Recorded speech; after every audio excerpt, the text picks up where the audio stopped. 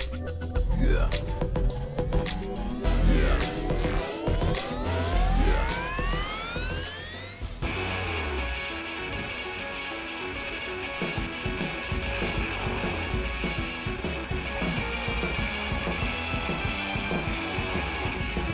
Hey, yo, yo, yo, and away we go. Hello, everybody, and welcome to the AEW Sidecast here for a lovely, and I mean balmy, December 7th, 2022 here. Welcome to the Backbreaker Media headquarters here in Edmonton, Alberta. It's completely dark, so I'm sorry. I'm a little behind here today. Just been editing a bunch of videos up. Finally got the Bayonetta videos done up, so you guys will have an opportunity to watch those on YouTube coming up. And then, yeah, it's going to be a hell of a night of Dynamite tonight. We could finally see the crowning of the penultimate tag team champions here with FTR taking on the Acclaimed. I got a feeling it's not going to happen, just for the fact that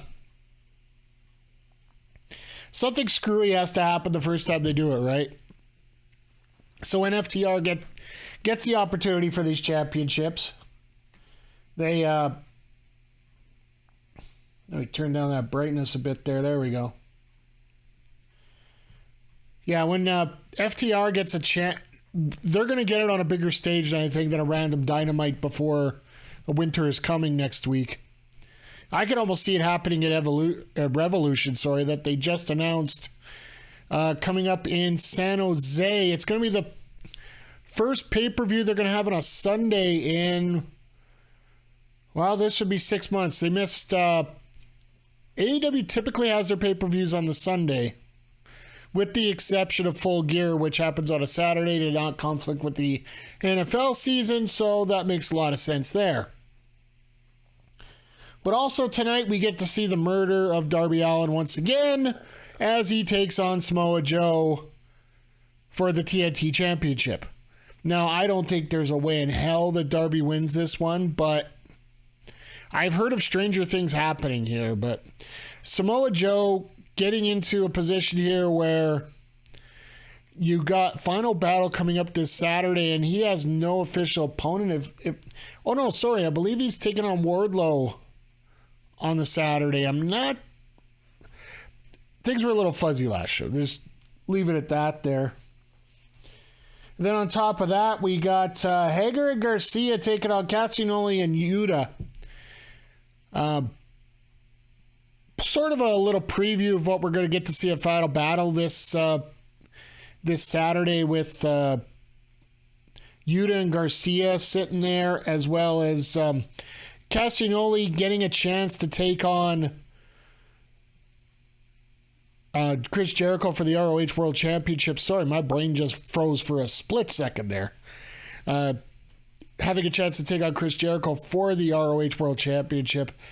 I got a feeling this is going to be one where Claudio gets the pin. That way he's had 3 consecutive pins, and that's the way he could lose on Saturday to Jericho. So all that momentum rolling is going to get kiboshed all of a sudden right when you don't expect it.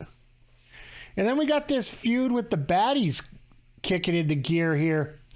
We got Jade Cargill and the baddies taking on Sky Blue, Madison Rayne, and then Kiera Hogan. Now this is going to be interesting for the fact that Kiera Hogan just 2 weeks ago was fired by the baddies. So I honestly thought this would be the feud going forward, would be Kiera and Jade, just because they need a feud going forward, and she's basically a new competitor you can throw in there for that. So, and on top of that, we're going to hear from JB Hayter and MJF as well. John Moxley scheduled to appear as well. But the main focus of tonight is supposed to be the Dynamite Diamond Battle Royale. MJF has had this for 2 years in a row, but now he's the champion. So I believe the way it's working this year is they're going to have the Battle Royal.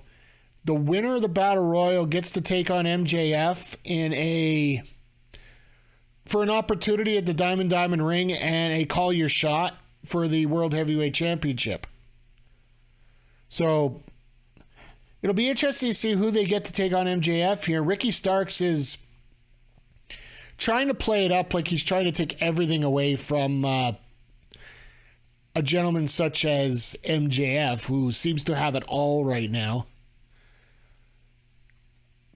And yeah, it's going to be interesting to see how this all lines up together here. But I think the biggest story coming to AEW this week has nothing to do with this show.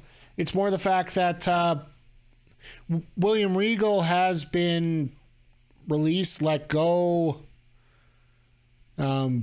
mutually agreed to part ways. I don't know which way you would call it. Report came out today during the ROH pre-show press conference. Tony Khan admitted that William Regal asked the head of legal if there's some way to get out of his contract because he wanted to go back to WWE to coach and to be with his son, Nathan, who's known as Nathan Dempsey on NXT. Him and Tony hashed it out and it was all mutual and whatnot. But the one contingency was that he be a backstage role, he'd not in front of the camera. I could see that happening completely. Well, maybe until the sufficient time run out on the contract. Then I could totally see Regal end up coming to be his Regal being Nathan Dempsey's manager, or else coming back to the GM role in NXT. So it's going to be interesting to see where these things go with this. So, but other than that, around here, life's crazy as always. We got a ton of stuff going on here. We got tons of videos going up. Tomorrow, the Game Awards are going to be here, and as you can see in the little logo down here, I am an official co-streamer of the Game Awards. It's past the coffee cup, sorry. We'll be here. Pre-show will probably be about 5 o'clock. Basically, the Game Awards are going to be where I get everything set up for what we're going to be doing next year here on the stream. I'm looking to make a real push towards having everything more game-related here. And all the games that they announced that are going to be coming out, a little more firmer dates on them. That's going to sort of curtail what direction we're going to be going in here for the rest, not only the rest of the year, but going into next year as well. So I'm really looking forward to Tekken 8 and seeing what they have saved up for it, because they've been handing out all these t-shirts and paraphernalia to big time Tekken streamers, basically to say save the date for December 8th, which is tomorrow. I could almost imagine that they're going to announce a beta test coming out as part of the Game Awards presentation. So, and the other game I'm looking forward to, of course, I got a feeling we're going to get a cameo reveal at the Game Awards on tomorrow night. Mainly because they only have a few more characters left to show off. They got Honda, they got Cammy, they got Dalsum, and Zangief, which Zangief's not going to be an easy guy to bring out right now because he is a astute Russian sympathizer. So, with that being said, with the war in Ukraine going on, I wonder how Capcom's going to approach that story. Because if you didn't know what was going on when it comes to Capcom, let me correct that right now. When it comes to Capcom, Zangief's main story is the fact that he came over and entered into this World Warrior tournament to celebrate Russian strength and to appease Mikhail Gorbachev. So I really wonder how they're going to balance things out for this tonight, or tomorrow night going forward, all that great stuff. So, but with that being said, Dynamite's here about to start.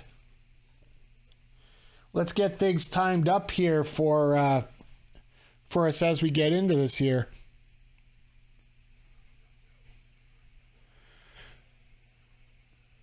I do like how they keep up with the with the change of champions, they always get their things set up. And there's the pyro right there. So we can sync that up right there. But yeah, this is going to be a hell of a show just because we're getting within a hair of Final Battle. So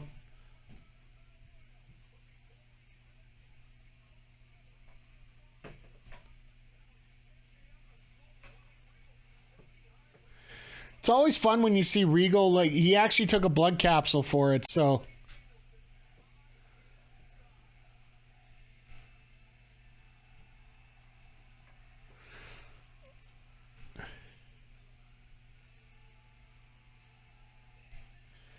All right, so we're starting to get, well, I guess Starks is going to be the last guy in, so.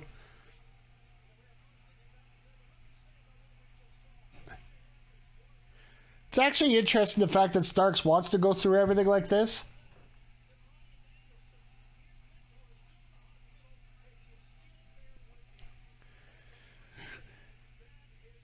As you can see, Ricky tried to fire up this crowd here, especially since he's at home. Or no, next week he's at home when he gets to take on MJF after winning the Eliminator tournament last week, or 2 weeks ago. Sorry.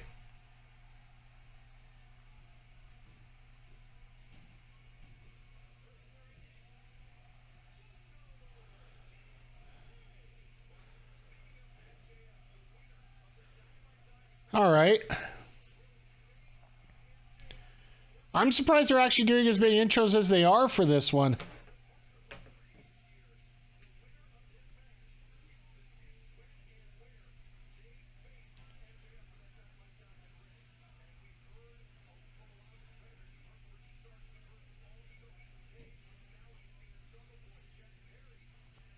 Oh, so that's how they're doing. Okay, that makes them...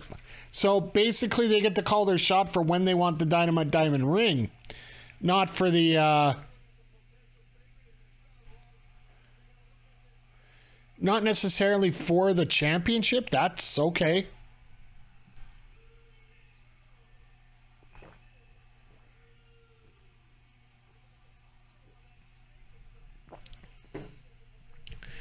Good to see Dusty get back out there again. He doesn't get out quite that often, but you can see the level of respect from this crowd here.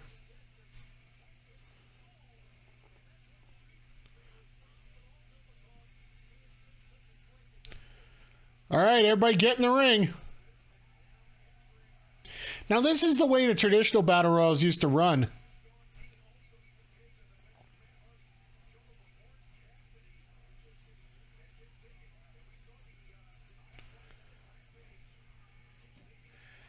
Where you have everybody out of the ring to start, and then everybody just goes into the ring and then has to be tossed out.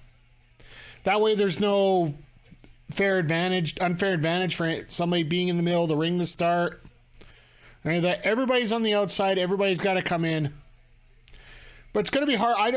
I'm not putting a prediction up here because, frankly, I got no idea who's going to win this.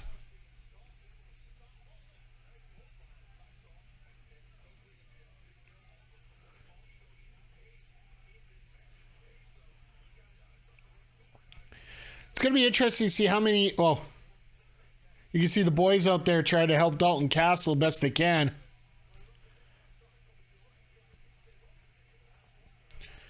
Well, you're getting that obligatory one toss out by Castle that the boys are going to do the save on.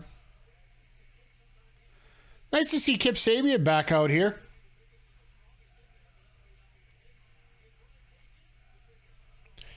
Makes you wonder, like, how thin the mid roster is for AEW right now. For who's all in there right now.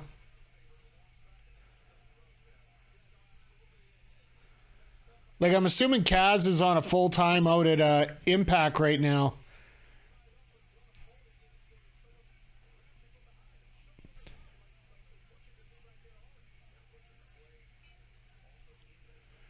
Just for an example, and then you got guys like Adam Page that aren't out here. Of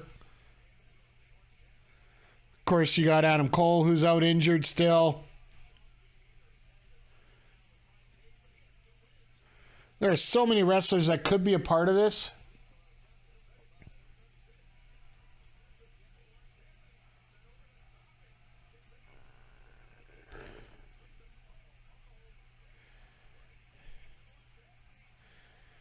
Oh, and that's actually a smart way of doing this here. Orange Cassidy tried to use the Hurricanrana. Oh, instead, let's do the up kick. Oh. Well, Cassidy's out thanks to the blade. So I'm sure that'll be a feud way going forward.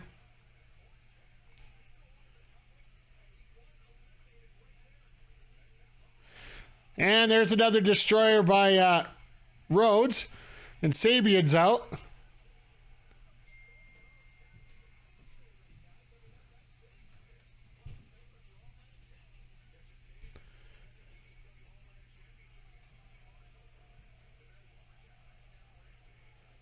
Oh yeah, they were talking about that Rampage Lumberjack match last week.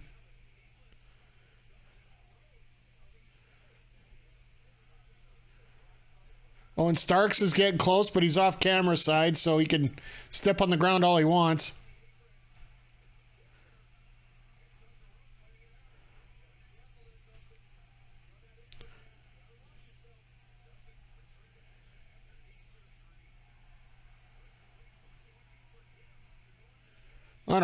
Uh-oh.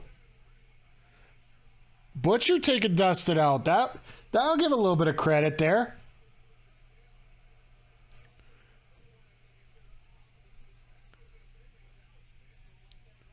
No, this is not a tag match, Butcher. You can't tag your partner in. Just get to work. Castle over the side. There's the boys. Obligatory boy spot. Down and up. Down. Carry him around. Why isn't the blade hitting the boys then for that?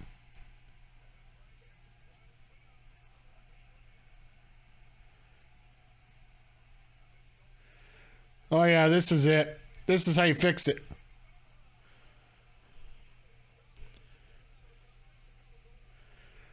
Nice try, Dalton, but at least they're making Cage look like a beast. Oh, God. That was horrible.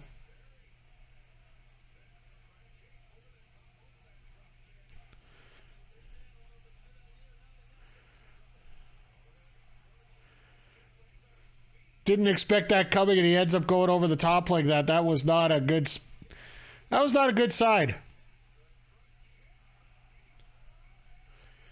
Well, there goes Kate. Oh! But I'm better than you. And you know it! Astrid! Good to see you here tonight, my friend. How are you doing tonight? I hope everything's going well now. Hope everything is somewhat kosher with things here.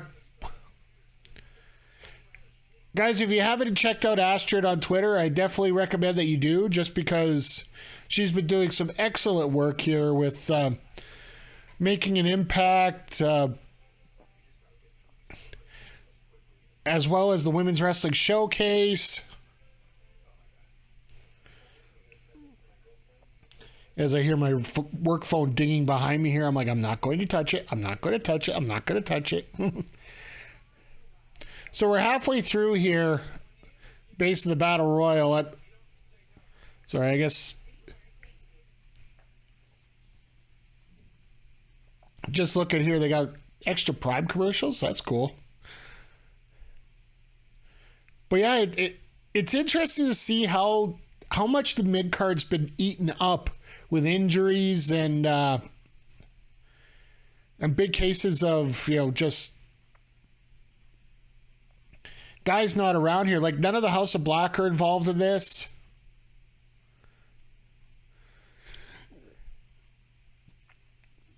Like, there's about 7 or 8 people that just, you look at it and you're just like, this isn't really...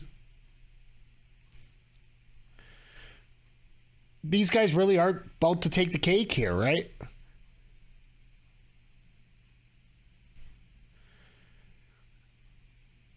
As we're seeing here, Ethan Page about to not get eliminated. I always find it funny that they always set up these certain spots that you just know that people are not going to get eliminated with. Like the two guys grabbing the legs, try to pull over, and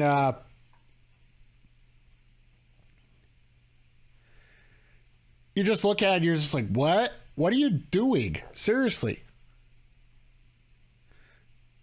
Or the one where they're crouched in the corner and they're trying to lift them up by their torso, when they would never do that under any necessary circumstances here. So,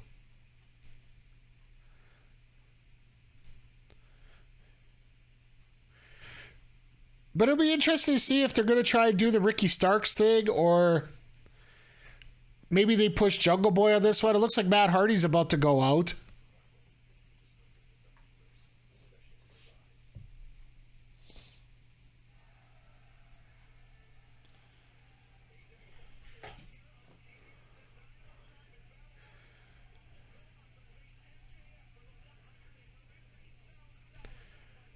I'm just surprised that they don't have a new diamond ring every year. Not just passing this ring off. It's not like it's a title. Butcher, we have tried to tell you more than once, this is not a tag match. You just don't tag people from the outside.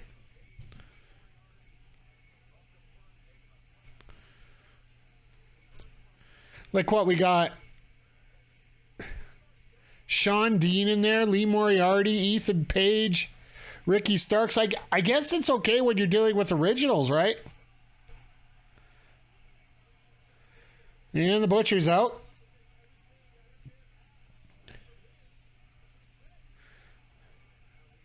Oh, Moriarty. Poor Moriarty.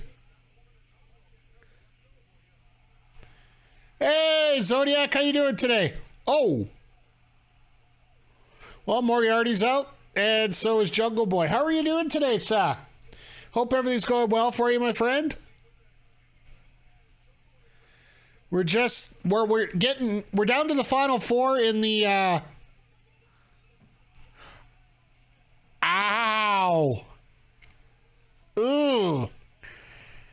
If you didn't see the broadcast there, Morrissey just chokeslammed Jack Perry onto his back on the apron. Jesus. I'm just glad it did end up on the neck there. But how you doing here tonight, guys? I know everything's... It's been an interesting few days here, especially in wrestling.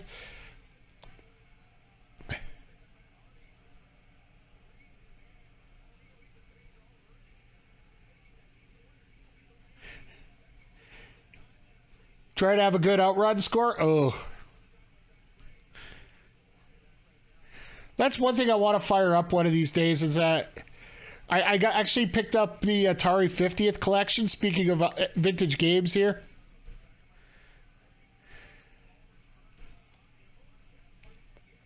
It's just so... you know, you got only so much time on your hands these days. And I know most of my day today has been involved with editing and whatnot, so... And tomorrow we're getting ready for the Game Awards, which I will be co-streaming as well.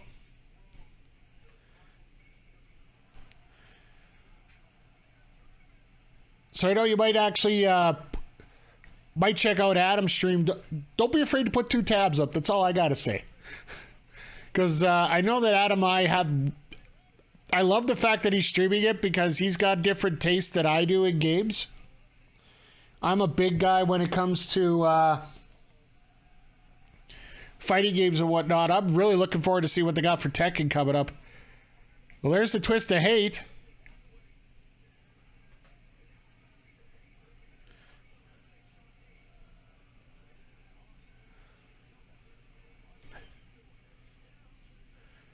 He's down. Why don't you throw him out? There you go. Sean Dean, God. So it's going to end up being Ricky Starks that wins this damn thing, isn't it?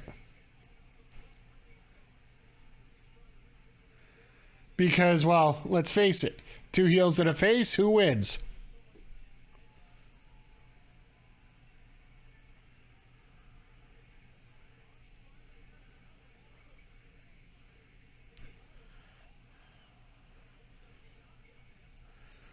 Okay. That was, well, I get it. He's fired himself up, and he knows he can't touch Ethan Page, so he might as well.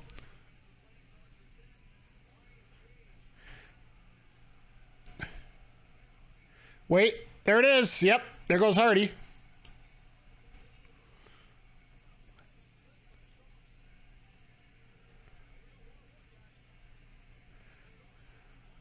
And this is different than normal, because every other year the match would have been stopped here and it would have been a match later on between these two.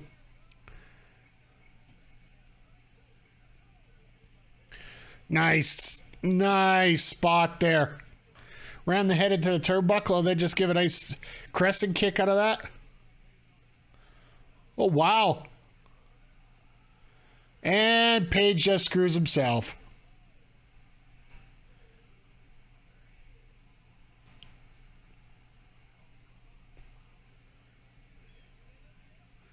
Jesus.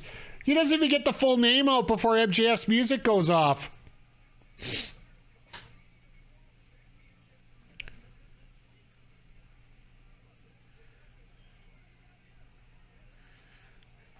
Okay.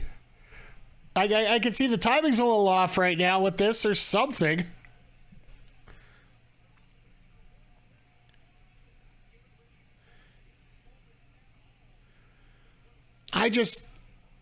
I hope this promo's quick.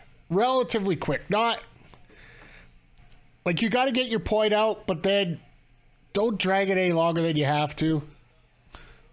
MJF, the real Judas. Well, maybe.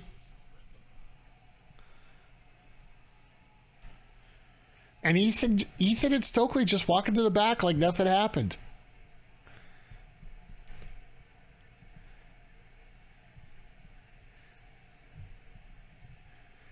MJF doesn't stop at Bougies. Boo this man.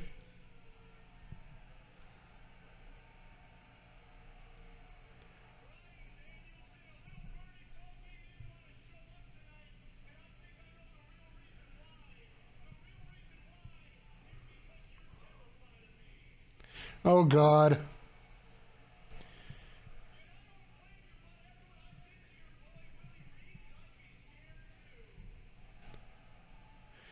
Well, at least they're still playing it up. Hey, Darth Mick, how you doing tonight? I was wondering where our whole gang was, to be honest, in the background. That I appreciate everybody that's here, but this is one of those busy days. Like, Christmas is that busy time of year.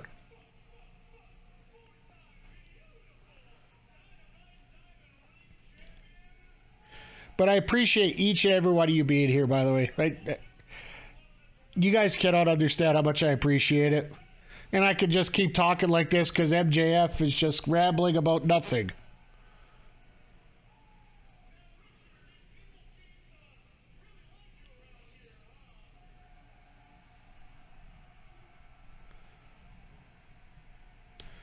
All right. Spit it out. Let's go.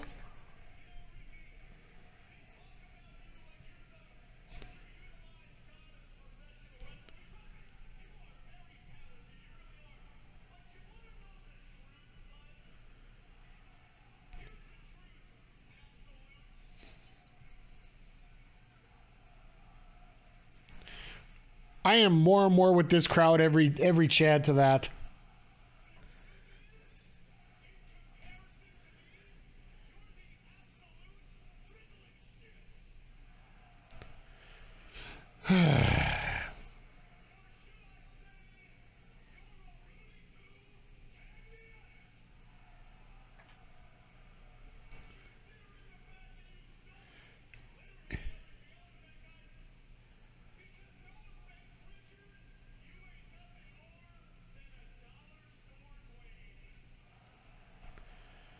All right, you went there.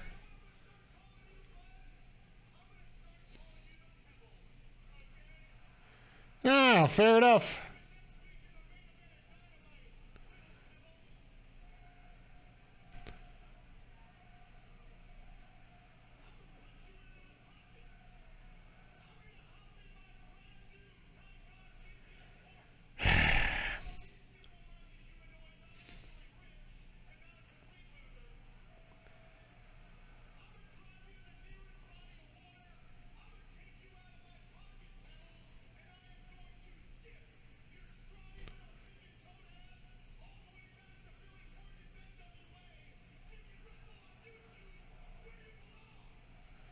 Why is he just said the dark elevation?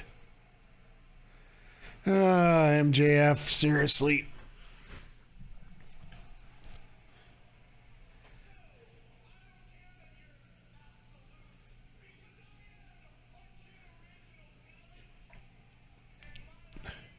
All right, he's getting to his point here.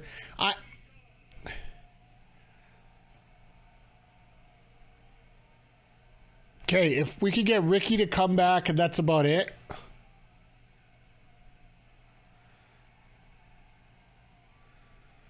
All right, let's get your comeback. Let's get this done.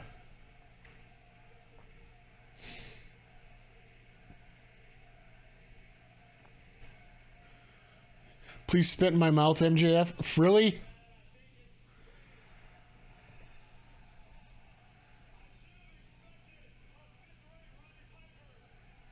Ha! All right.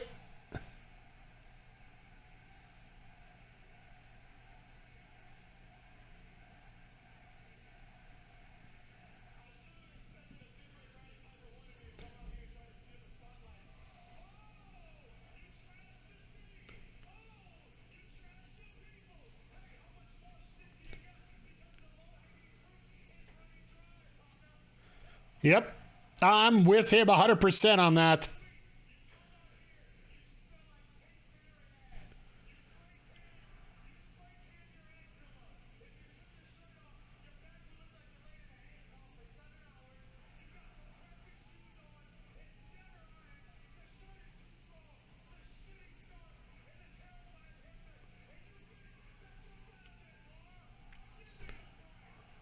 Thank you.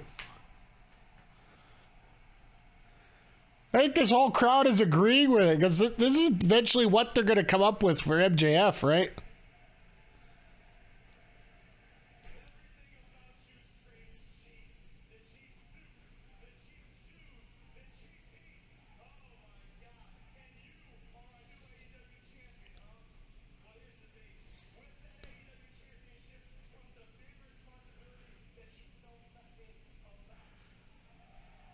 Yeah, MJF, yeah.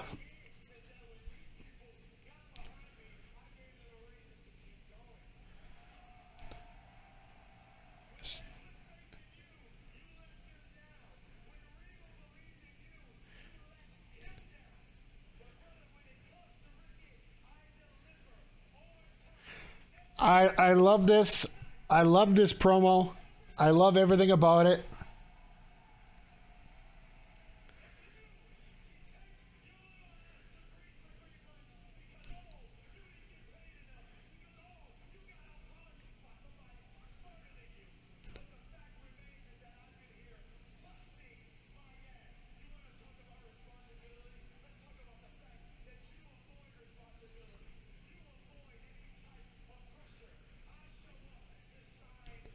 Ricky Starks is cutting one of the best MJF promos I've heard in a while. Yeah, absolutely.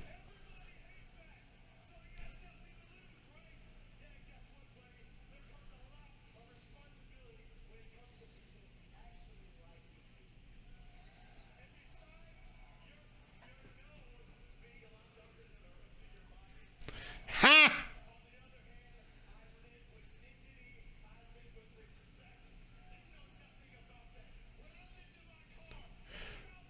Without a doubt, Ricky Starks is going to be a future AEW champion.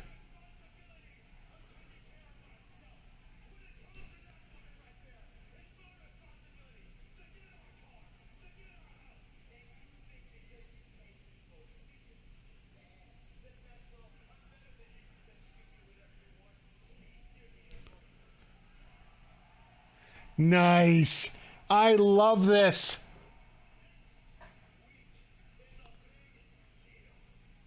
It is starting to carry on. I just hope that MJF does not respond.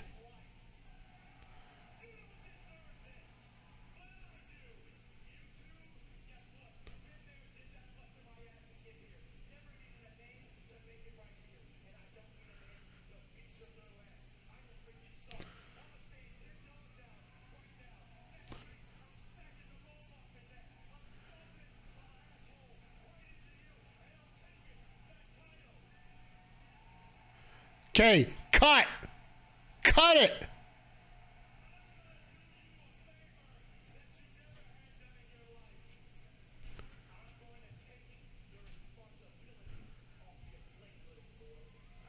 Finish.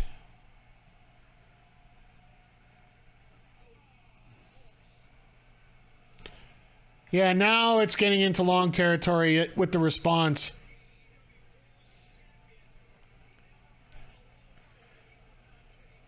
Is he gonna...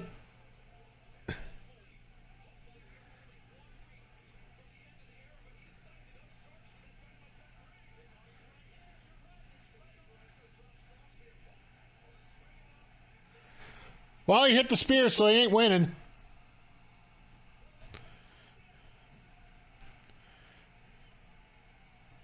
I'll say this. Yes, I do understand it going a little long there.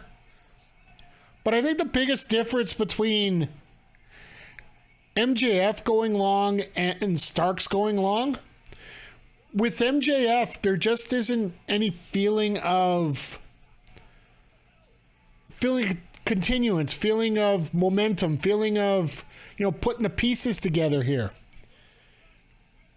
With what Ricky was doing there in his promo, I feel that you could almost feel like the passion was coming out of him in that one, and you're not going to see something like that every single week out of this guy. It's like he's showing that moment where he's got every fiber in his being is coming out in this promo. If this is a regular thing out of Ricky, yes, I'll have the exact same complaint, Zodiac. I'll agree with you 1,000,000%. For every challenger that comes up to whoever the champion is, whether it be MJF, whether it be John Moxley, whether it be CM Punk, whether it be anybody, if you have a wrestler who comes in there and basically pours his heart out saying that this is the only match that matters to him, and you believe him, then to me it's absolutely fantastic.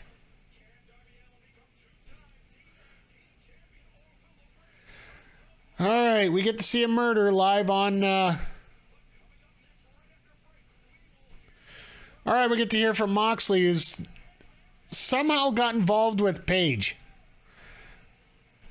It's going to be interesting with this face-face matchup here, which maybe Moxley's doing a little bit of a switch. Maybe Moxley's got a little bit of a change going on here. Joe's going to kill Darby, isn't he? Yeah, I totally believe so.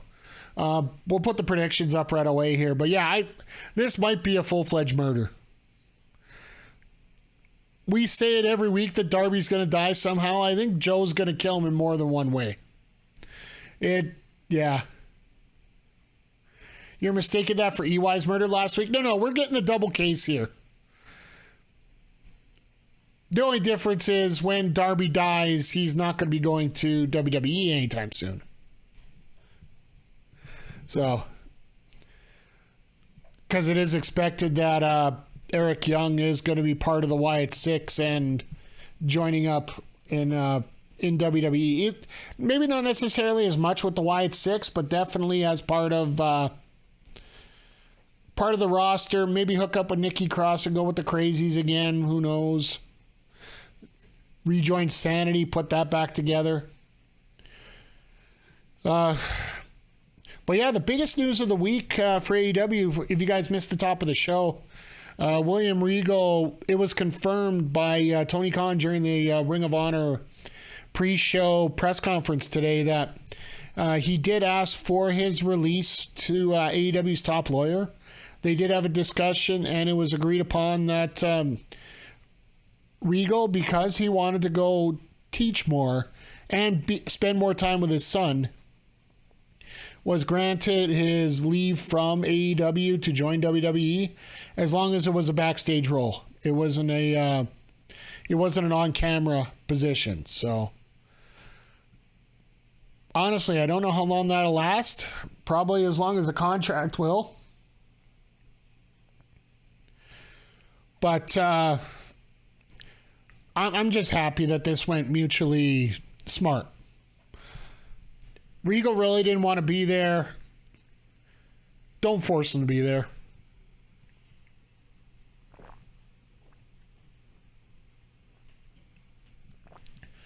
And the difference between Regal and all the other wrestlers, when it comes to Regal, basically he was a producer in front of the camera.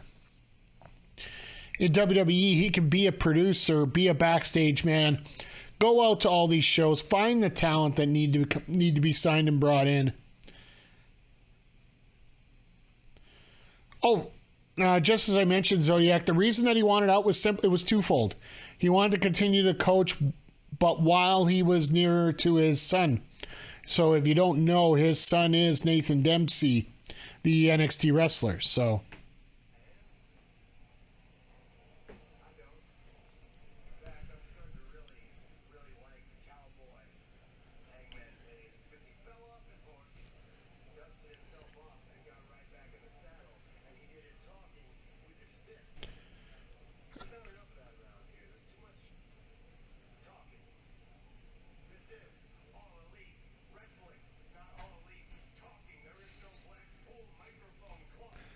MJF is the leader of AE Talking. This weekend at Final Battle, this Friday night on Rampage, we bring back 100 proof, in-your-face, ass-kicking wrestling. Jericho Appreciation Society. So, over to Jericho Appreciation Society. I'm going to be out there tonight, just to make sure there's no sports entertainment shenanigans. And this weekend, we put the JAS in our rear-view mirror for good. Hangman Page, you want another piece? You know where to find me. Moxley's just like, here, bring it this way, bring it this way, bring it this way. We're all good. Oh, I love Mox. He's a very simple person to understand here.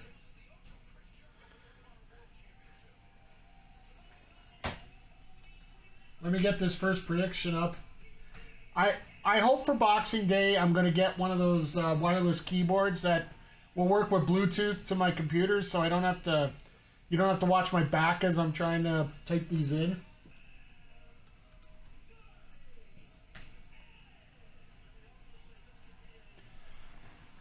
And I'll throw that up for 10 minutes, even though I don't even think it'll go that long.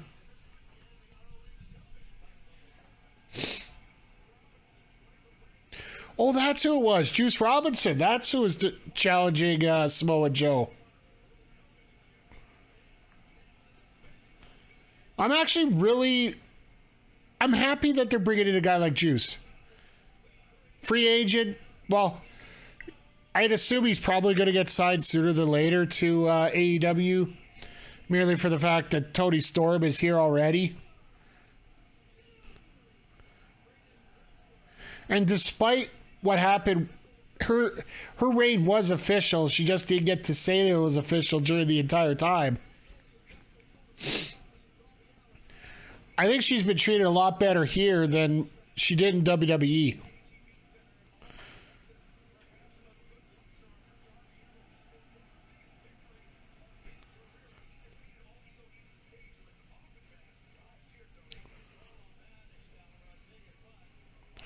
Yeah, look at Darby's face. Darby even knows. It's like, oh, God. This guy's gonna kill me.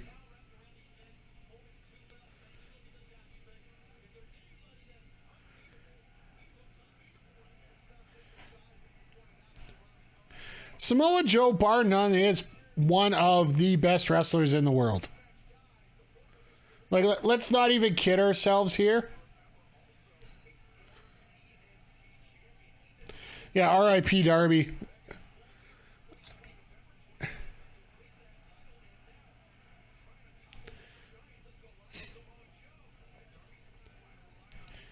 Honestly, to me, this almost looks like one of those 90s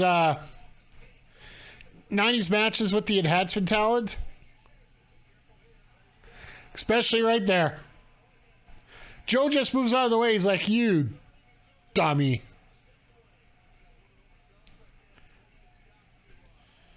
Like realistically, this could be a match where Samoa Joe could win and not actually do an offensive maneuver. That's the way Darby is. He's just such a crash and burn fellow.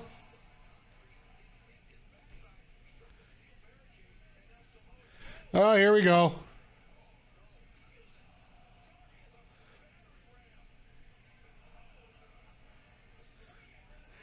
Just swinging him around like nothing. Wow.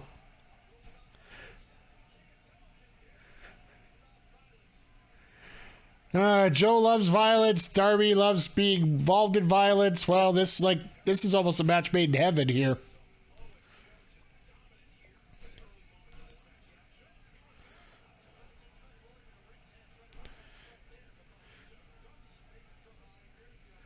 Could you imagine if this ended up in a DQ and they had some special stipulation about it?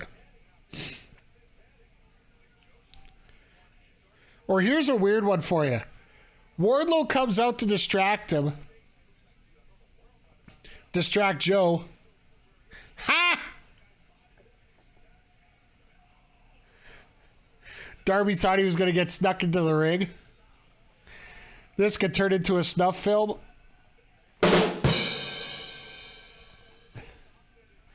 I got a feeling that this is going to turn ugly very quickly.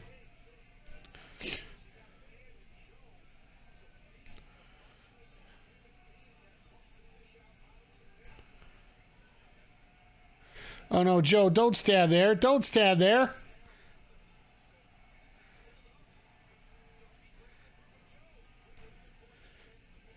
Ah!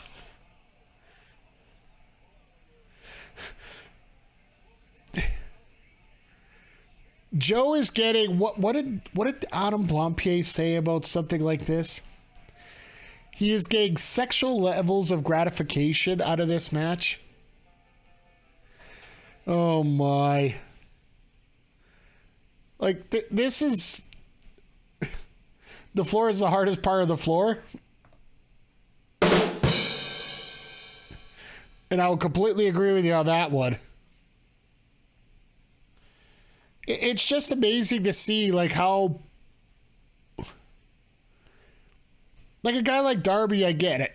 I get they want to push him. I get he's over with the fan. I get it that he's got a lot of video expertise. But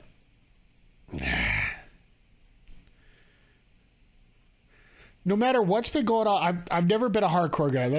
That I guess I should admit right away. But with that being said, I'm just not feeling comfortable with Joe manhandling a guy like this. There's no reason Darby should be in a ring with a guy like Joe. I get it. People 20 years ago probably would have said the same thing about Jeff Hardy, right? And it's crazy enough to say it was 20 years ago. But at least Jeff Hardy looked like he could somewhat defend himself here.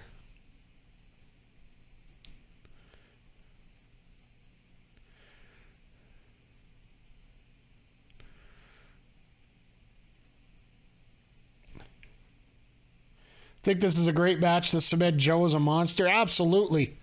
It all depends on what he does to end the match.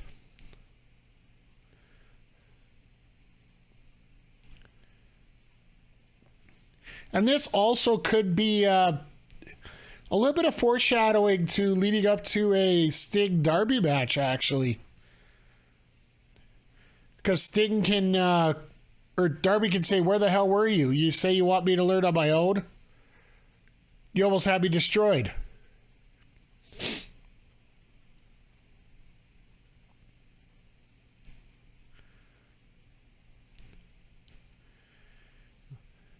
Darby tried to fight back, but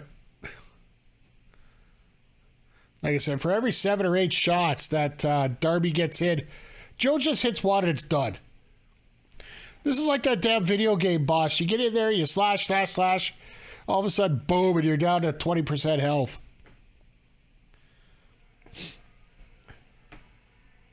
It's about time to break Darby from Sting. Yeah, I think that's pretty much what they're planning on right now. Oh my God. Did you see that helicopter shot from Darby there?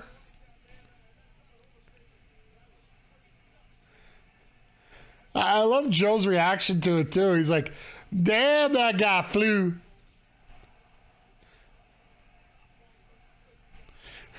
I love how Tad's like, that isn't funny, but that is funny.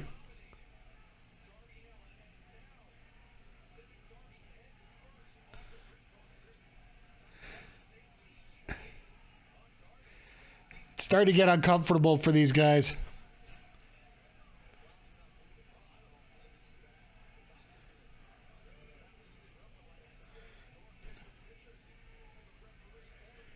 If the doctor's checking on him, he shouldn't be counting. Ha! The earthquake pose. If you guys aren't familiar, John Tenta, the earthquake, the shark, whatever you want to call him, as a heel taunt, he would always do the double bicep pose when he especially has no muscles.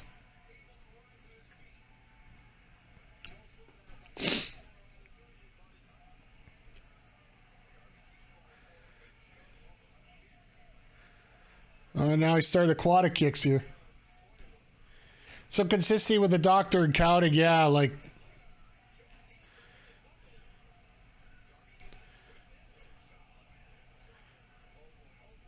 Yeah, Zodiac, for me, it's more like, I understand what they're doing. They're fitting it to fit whatever story they're involved with. But yeah, like you said, there needs to be more consistency from A to Z. But I'll be frank with you. If you're watching an indie show, you're going to see a lot of the same things at times.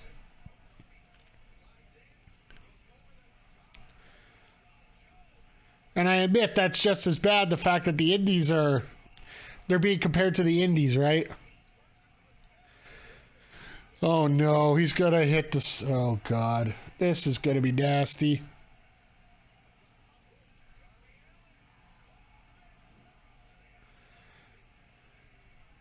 Oh, he hit one big shot.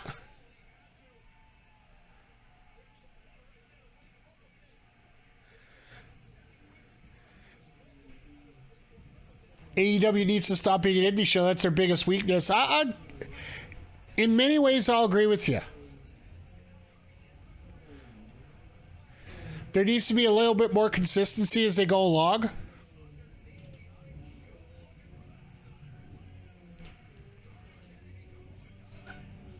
Oh, wow.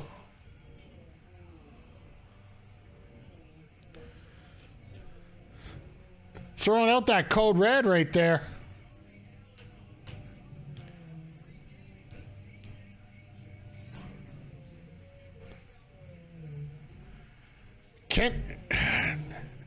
There's no way they're going to give it to Darby without being a screwy finish, is there? I just can't see that right now. There we go. I love that Uranagi out of Joe. Please just hit the muscle buster and be done with this, because, you know, this has been over 10 minutes. The only reason I know that is because I picked the prediction to go 10 minutes, so.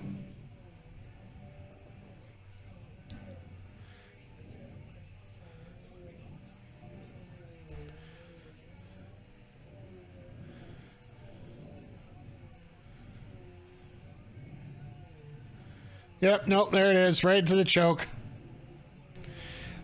It's sad that we can almost see it coming right now.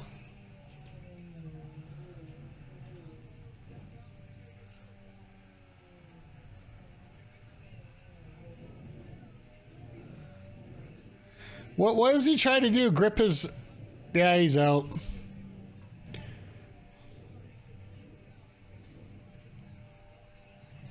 Yeah, that was...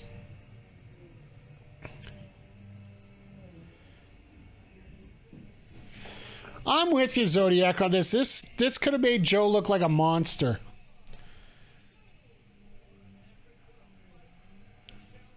I'm not sure, to be perfectly honest with that, just because Darby got that spot in there where it looked like he was about to win. Like, there was a hope spot there, but a hope spot for... He just had to keep going for the home run, and it just didn't work out.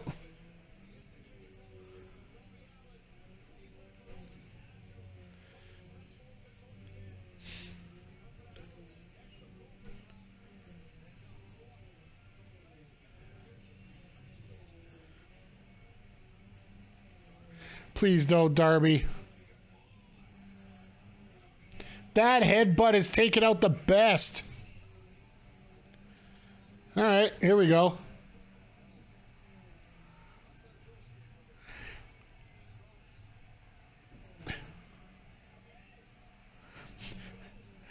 Yeah, Rebsberg just said nope. We ain't. I book it here.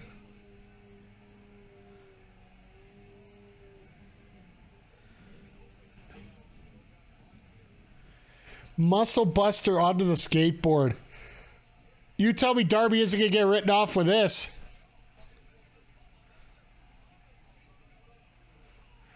Yep. Violence. Well, Darby likes his violence. Well, that's how you're going to do it.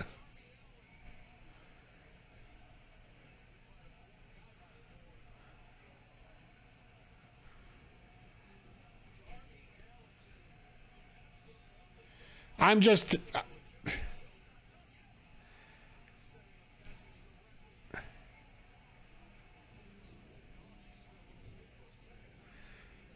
That had to hurt like a bit. Yeah, absolutely. That had to hurt.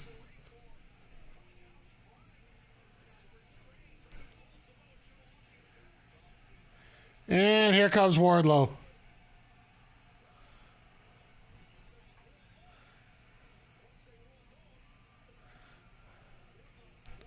And Joe's got that look of what? Uh-oh.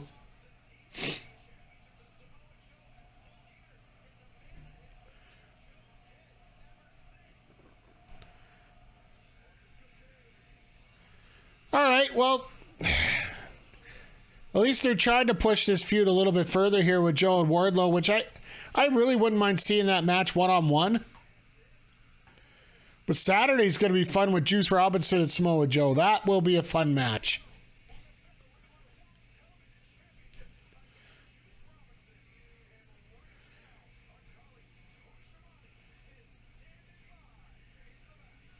Are we getting the Jamie Hayter interview now? Nope.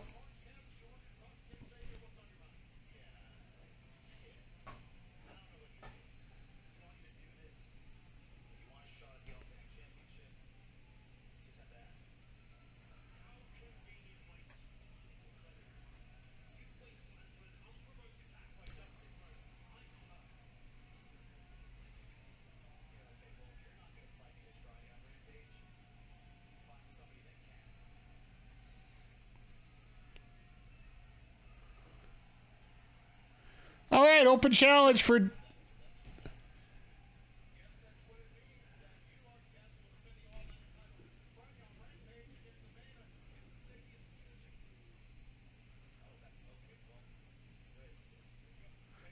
Or just like, yeah, sure, well, whatever. All right, as we get to the commercial break here. I honestly think that's who it'll be. It'll end up being Miro. It makes the most sense how to get him back on TV. Kip's old friend Miro, the one that Orange has had a few issues with before.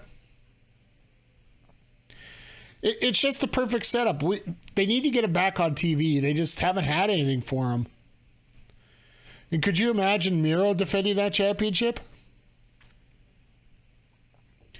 I know they blew off that feud temporarily, but I don't think a lot of people remember that little spot that they had where they ended up breaking up the feud there right at the end, or breaking up the partnership right at the end. So you could just sweep that under the carpet and move on, right? But one of the other pieces of news that came out this week that could pertain to AEW is the fact that Kota Ibushi's contract ends in the beginning of January. He's been out since 2021 with an injury, And he also made some disparaging comments about management there at New Japan Pro Wrestling. So there is a possibility that Kota, maybe when that contract comes out, heads up with his former BF, Kenny Omega.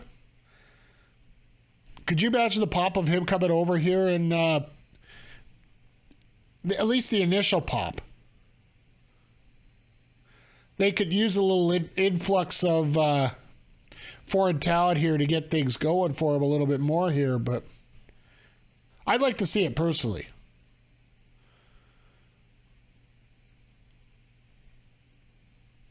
But tonight, could we actually see FTR end up being the Quattro champions, I believe is the best way to put it? The 4 AAA, IWGP, ROH, and AEW champions?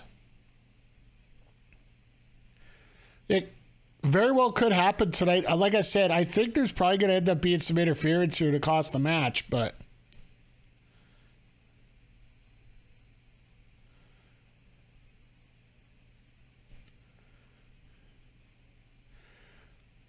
now, other than that, we got our obligatory woman spot that's going to be coming up here in about 15 minutes. I hate saying it, but it just seems to be so much more of a fact these days.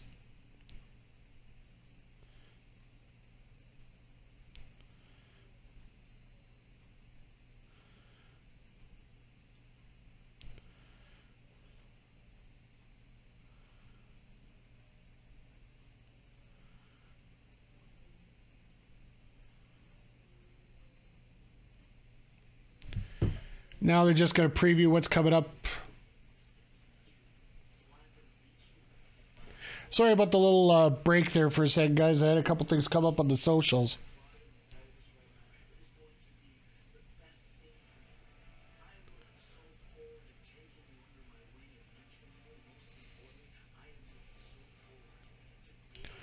This extra stipulation that Claudio has to join the JAS if he ends up well,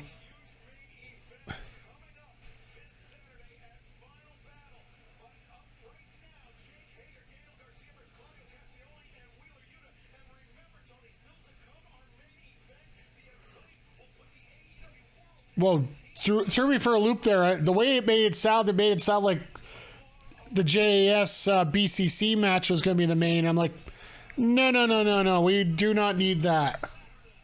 Let me get this next prediction up for you guys here.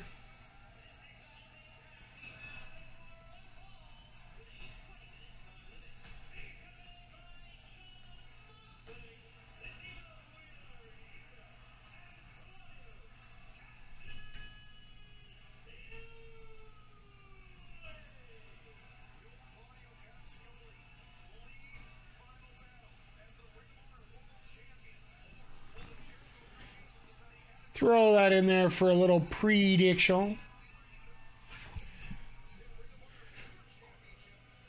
Once again, I just want to thank you guys for stopping in here tonight. I do appreciate it, whether you're catching it live or you're catching it up on the old YouTubes on our Backbreaker Video YouTube channel. It is definitely it's a busy time of year for a lot of people here when it comes to Christmas and shopping and hell, I work in retail. I know all about how busy it can be.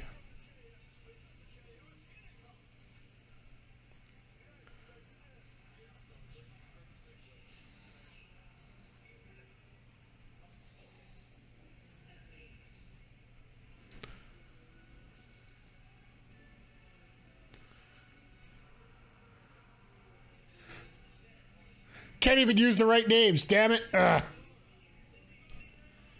Yeah, BCC is kind of dead now, so joining Claudio joining makes sense, yeah. I thought it was Guevara, not... forgive me for the lack of proper teams there, guys.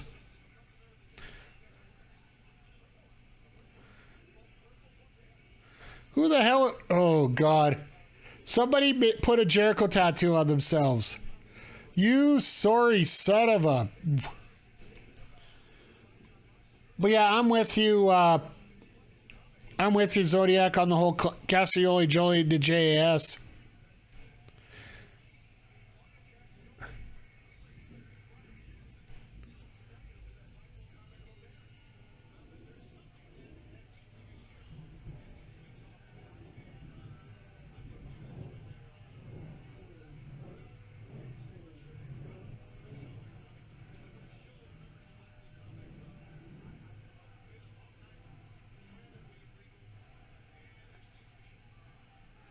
What is Shivani talking about here? He's got something to show.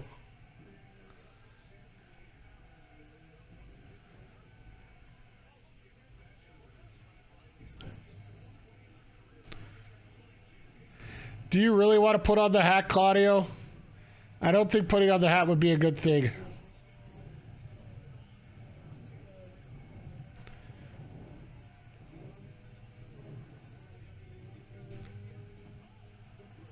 Hey, treat it like a beach ball.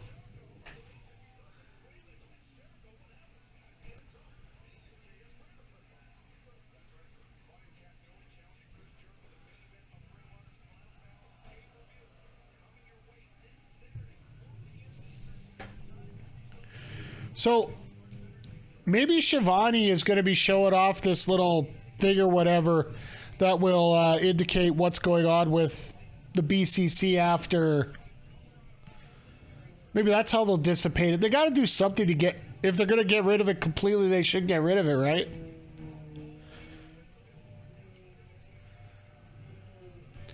I do like the fact that they're sticking together regardless, because basically when it comes to a club like that, it was made in honor of Regal. It doesn't mean it has to include Regal.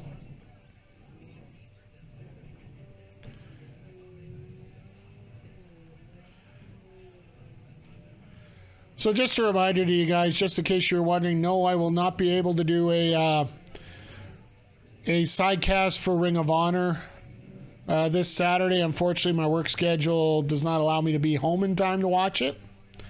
And I will be in attendance going to watch Chris Parrish's last match here. Former Backbreaker Video member, current OLE member.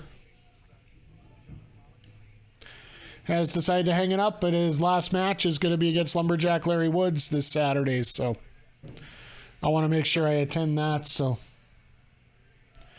I'll probably watch ROH on Sunday while I'm editing some videos again, so we can talk about it a little bit next week before winter is coming. So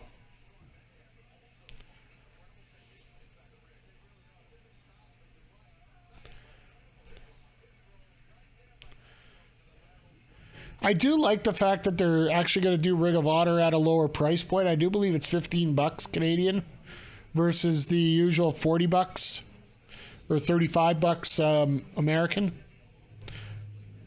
for the AEW shows.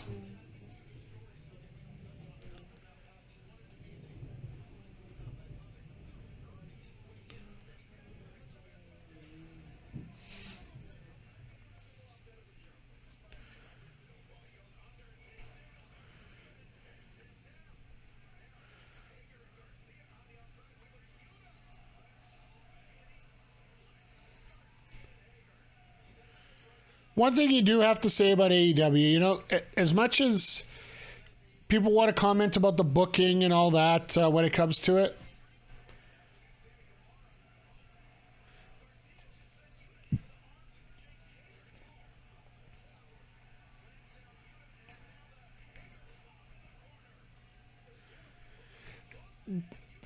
I was just watching that interference here. It's, oh my. Nice little catch and release there from Hager. No matter what you want to say about, you know, the booking, the storylines, the politics and behind the scenes, the wrestling has always been good. I understand there's consistency problems, but there's consistency problems in WWE sometimes as well. Especially when it comes to championship matches and count outs and DQs, and sometimes you just have to work on things to fit a narrative. But one thing you cannot complain about with All Elite Wrestling is the actual wrestling itself. Moxley was bang on with his. You can never beat the WWE production, though. Absolutely not. Like their video packages, the camera cuts. You would think they get a little bit better by now, but they just.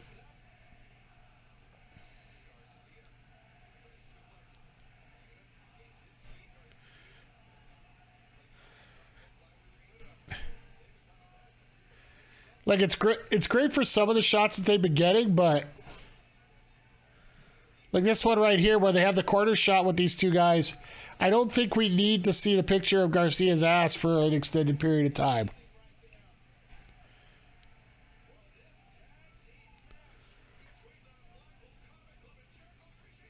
But yeah, with the years and years of experience that WWE has in TV production,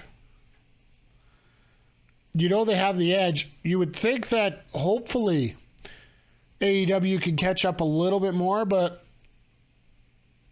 so far they haven't. Maybe things will change, but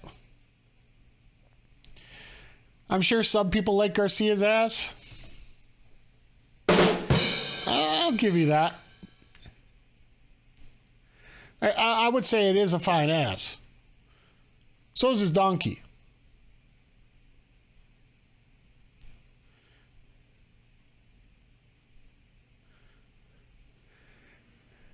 And Guevara just comes in there for a light slap.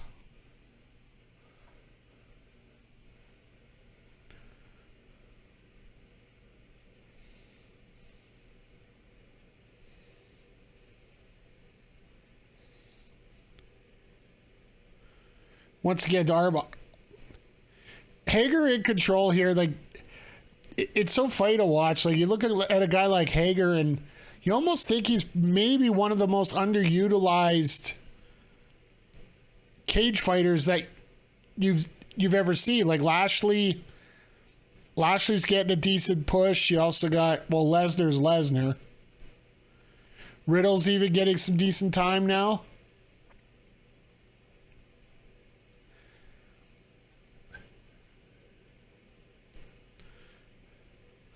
But it's like Hager just has that ability to manhandle people whenever he really wants to. And the thing is, he's funnier than hell. It's one thing I enjoy most about Hager. And Hager's still active.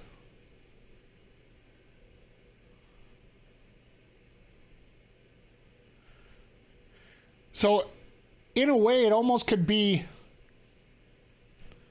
Yeah, probably isn't fully pushing him. So I get that, Zodiac. Like, if I had a Bellator match, granted, I think AEW is probably paying him more than Bellator is.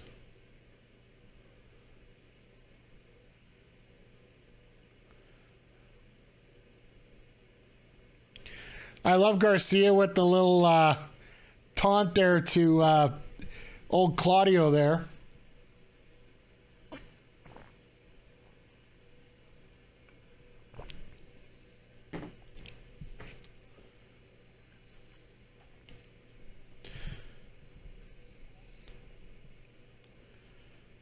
But this is a very solid match setting up for the pay-per-view coming up on Saturday, right? And it's funny because they haven't talked a lot about winners coming. They talked about Mox and Page next week. They've also talked about the heavyweight championship match, which I get it with you. It's I'll get it with you, Zodiac. That promo was long. I think that was more of a case of learning how long is good sometimes. Mainly just to let MJF talk and we'll be good. Wow. Look at Moxley on the outside as a cheerleader. Like, so much excitement there.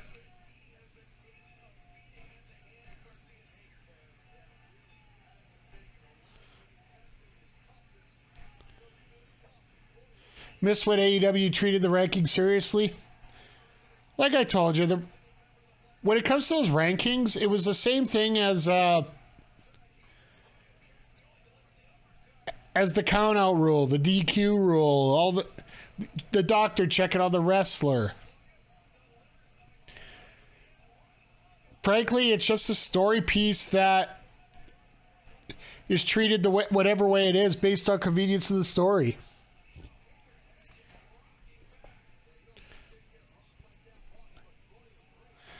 Not one of my favorites, but still, I wish they did treat it a little more seriously, but, well, that sucked. And Hager's shoulders popped out of its socket. That was, ugh.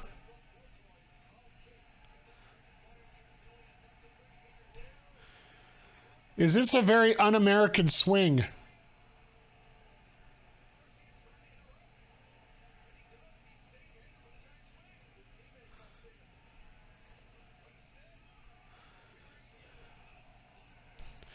Well, that gets rid of both of them. And right into the ankle lock.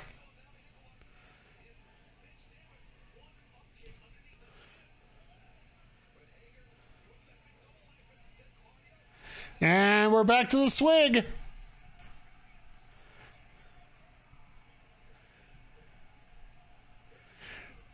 Think of the power that Cesaro needs, or Claudio needs, at this point. I'm just looking at the Un-Americans exploding here right now. But the power that Claudio needs to keep that going.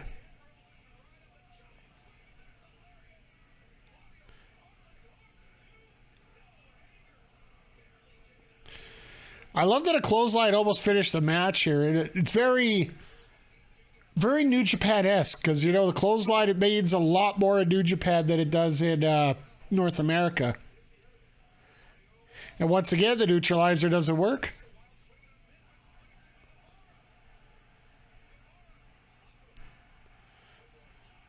And this is where Claudio gets caught.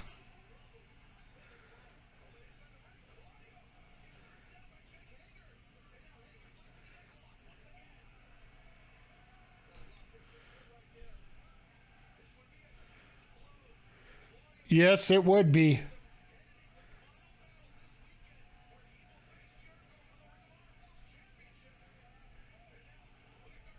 Oh, look at this. Going into sharpshooter. Or dragon tamer.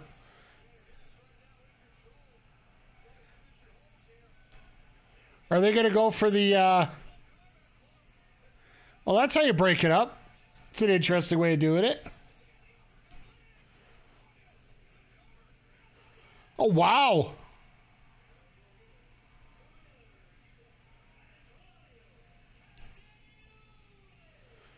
All right.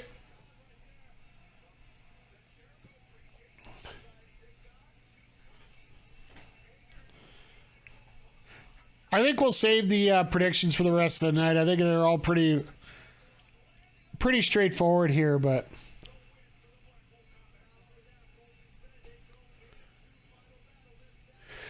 It's a good setup for the pay-per-view, right? Like, it shows Claudio going in strong with another victory. Yuta and Garcia going at it on Saturday, so that's a preview of their match. All right, Tony, what do you got to say?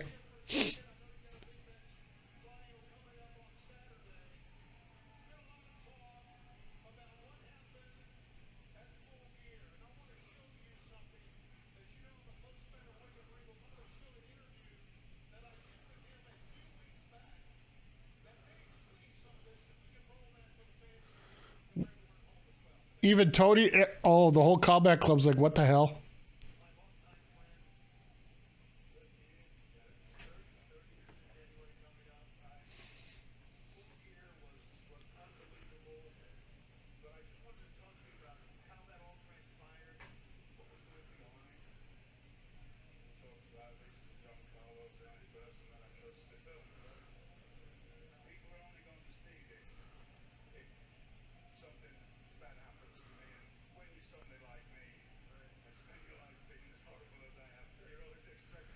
All right, so this is like a go away message.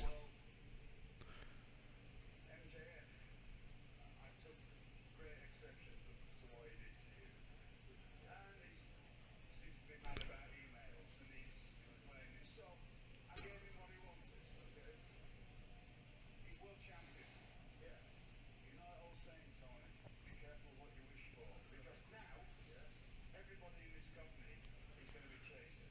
Yep. I realized several months ago that the three main members of the Blackpool Combat Club didn't need me around anymore. I'm surplus to requirements, as they say. Okay.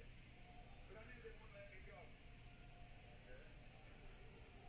But I needed to show them why they don't need me, and I needed to show them why they can teach Wheeler to be the best professional wrestler in the world, because they've all got that capability.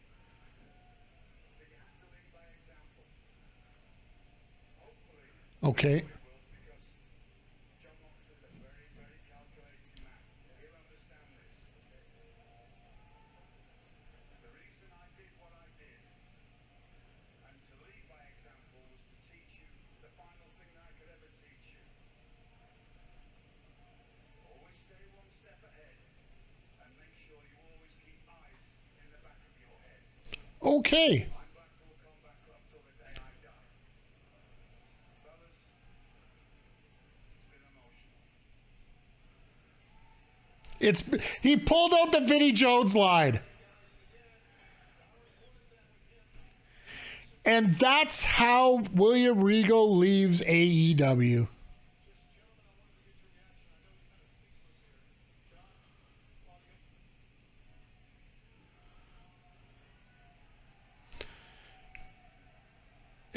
That was the Vinnie Jones line on the end is just chef's kiss.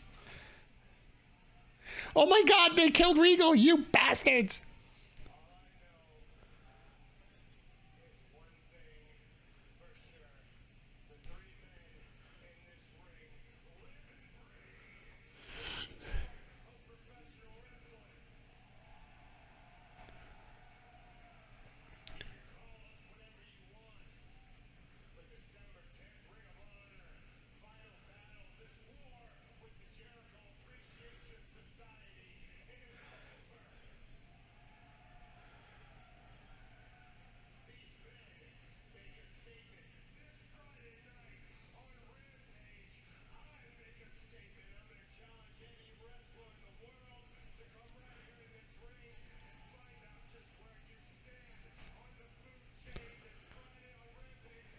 Okay.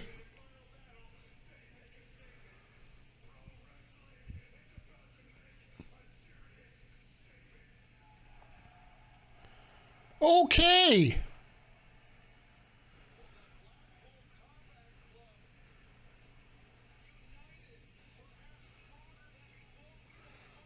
So we might actually still have the Blackpool Combat Club in one piece.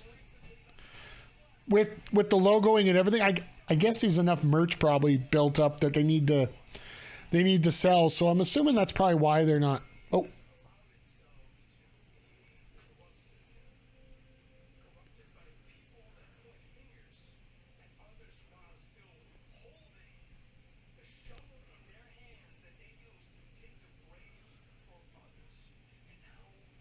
They got to rename it?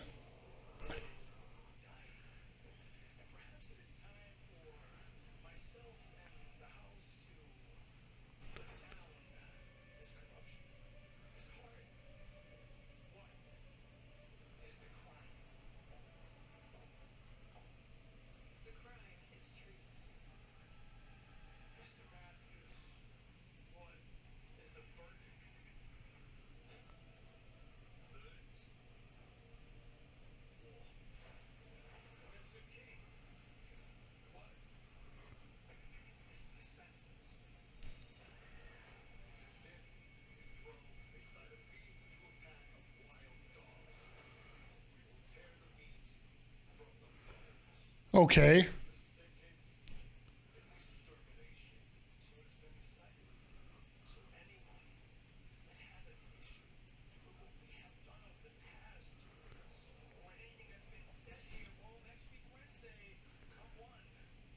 All right, so we're getting the House of Black next Wednesday. I can live with that. Who's from? You know what? I don't mind them having the Blackpool Combat Club there just because of what it represents. if there's a feeling that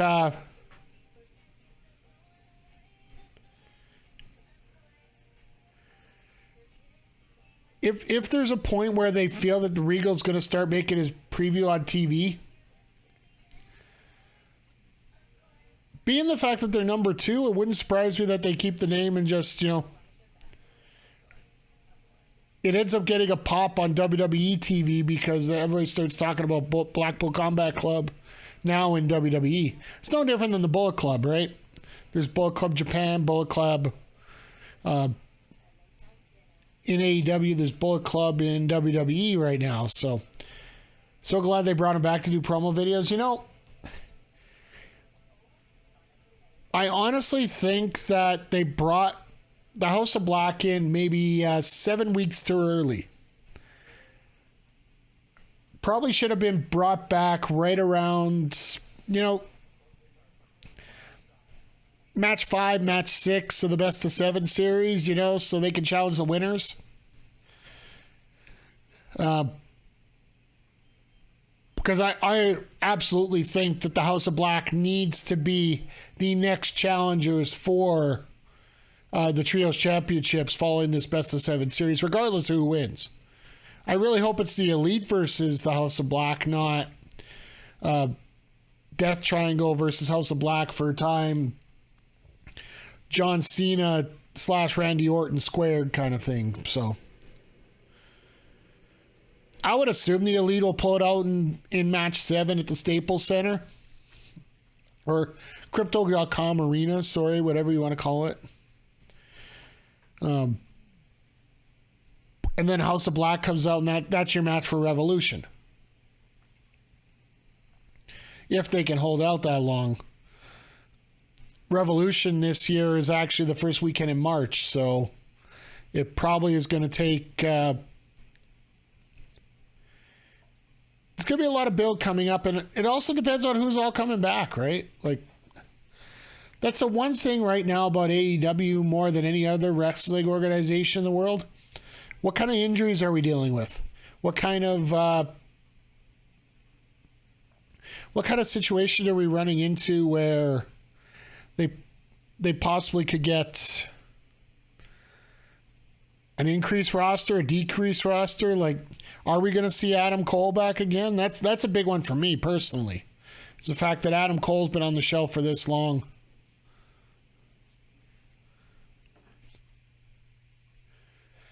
I got a personal feeling that we're just not going to see Adam Cole back. Oh, all right, Jamie, what do you got to say?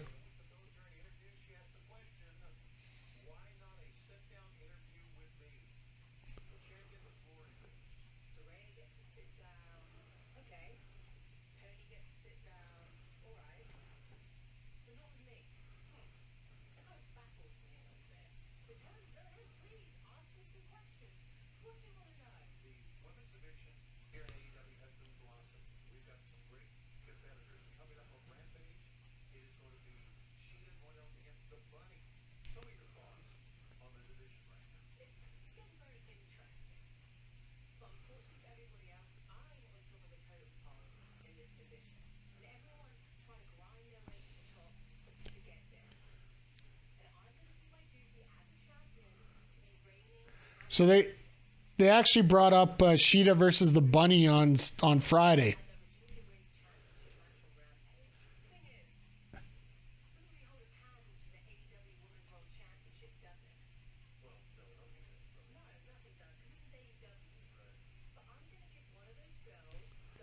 Yeah, there it goes.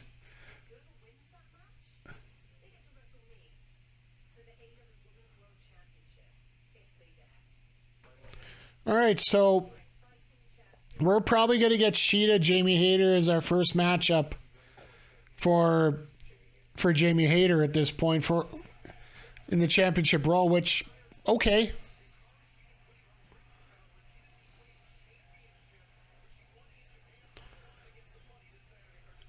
All right, let's hope this match is better than their promo last week, because that promo was just dumb.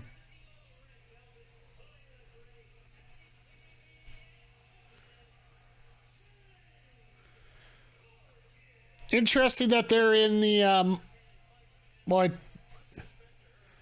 okay, there's Jade, there's Scarlett, and there's Melina. Okay, we got the Mortal Kombat colors in. I can live with that. And Kiera's the blue one, so she's Katana. That all right? Yep. That makes. This all makes a lot more sense when it comes to video games. Let's put it that way here.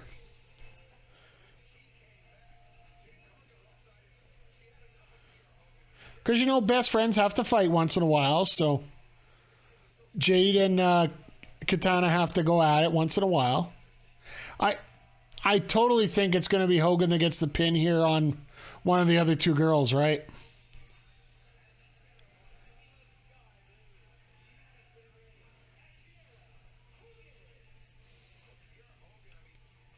Oh, Kiera's not going with the blue hair tonight.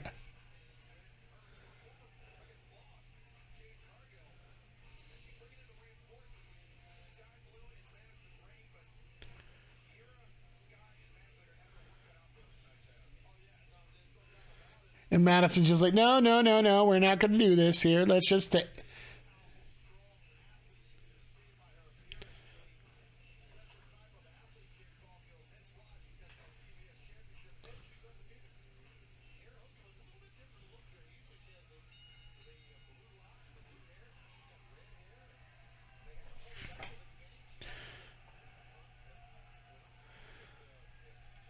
Yeah, so we got a little bit of time here for this matchup here, so hopefully we get something out of this generate. I'm really hoping that we either get Sky Blue or Kiera Hogan as the person that gets set up as the next challenger for Jade.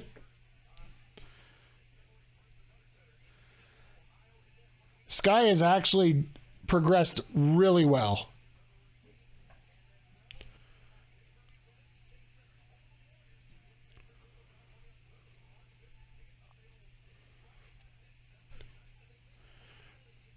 Nice to see that they're heading out to San Fran for a pay-per-view. Is this the first pay-per-view that they're doing on the West Coast? I do believe so.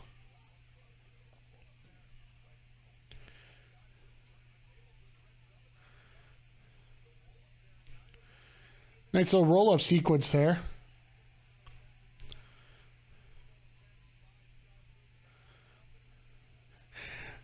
Jade looking at her watch like Tony Khan probably is in the back right now. I'm going to give myself a rim shot for that one.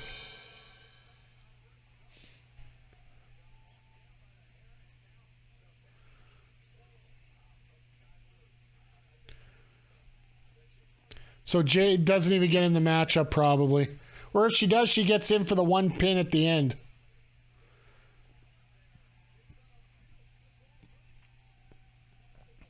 That's why Jade is money? Yeah, like...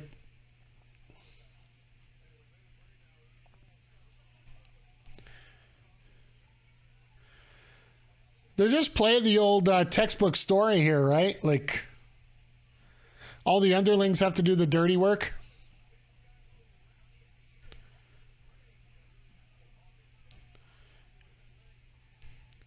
Sky's got a lot going on, but...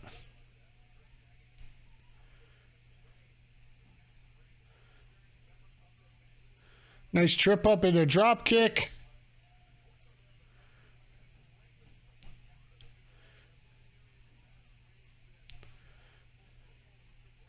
We're almost going to have to get into a point where we're going to talk about the botch of the night for AEW. And for once, it's not going to be involved in any of the women's matches so far.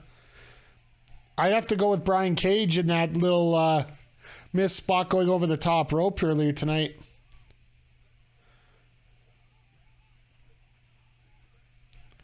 I love this when you got... Oh. Ha! That's cute. That's cute. Using Sky as a step stool to get up onto the ring apron while she's underneath the ring apron. You don't know if she's hitting her in the head or shoulder or what, or back.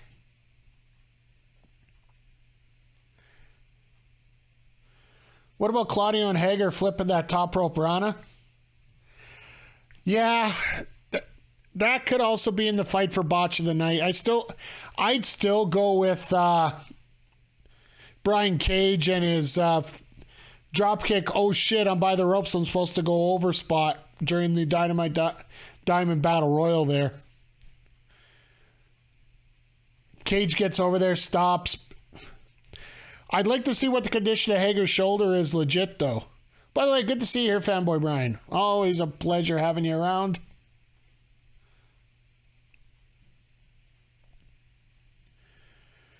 But yeah, like we were discussing during the tag there, or a tag match there, Hager probably isn't going 100% just because of his Bellator career right now. But the fact that he's been in the ring a lot more makes me consider that, makes me think that he doesn't have a fight in the near future. I haven't checked that out. I guess I should. Yeah, oh dang, I was supposed to go over. Damn it. Whoop, whoop, whoop, whoop, whoop, whoop.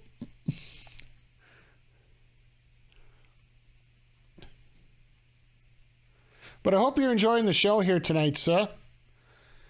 Like I said, overall, when it comes to AEW, like when it comes, the action itself for the most part is really good.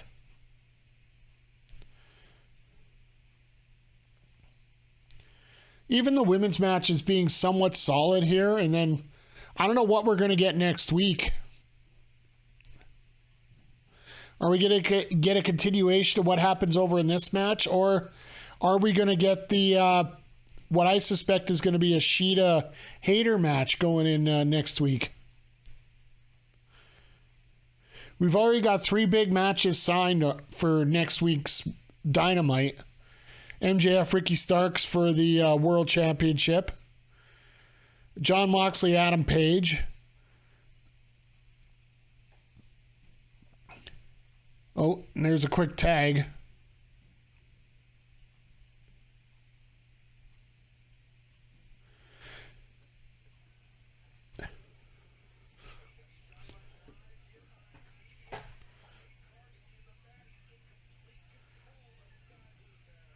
And I think we're getting Warjo next week, if I do remember, but I could be completely wrong, which, you know, wouldn't surprise me in the least.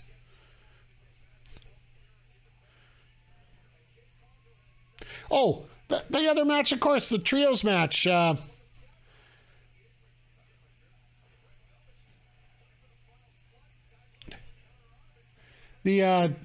2-1 in favor of Death Triangle against the Elite. So we're getting that match as well next Wednesday.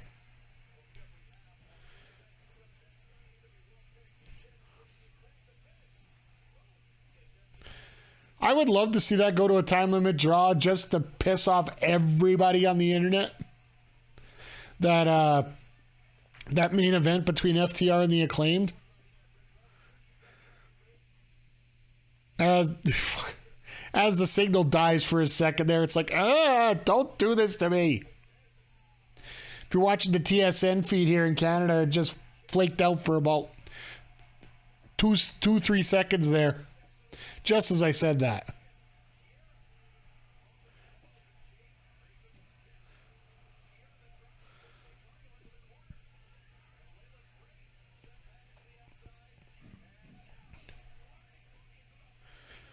Well, at least they're trying to show Kiera as somewhat of a feasible challenger here. Give her some stuff.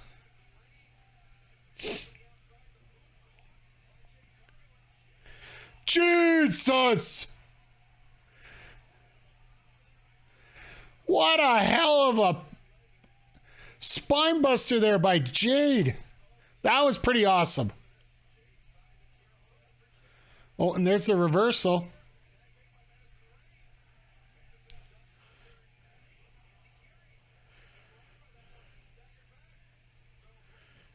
Jade not going down, though.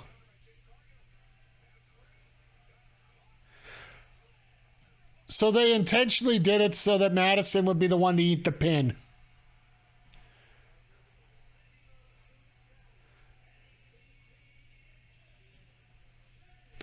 All right, fair enough.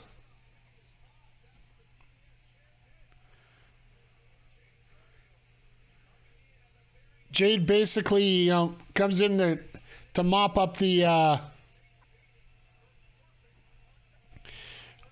matchup here.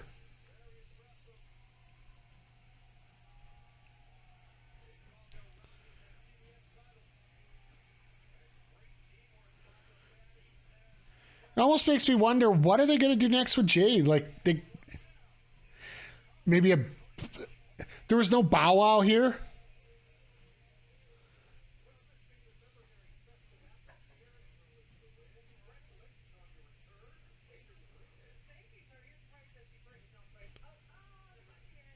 Ha!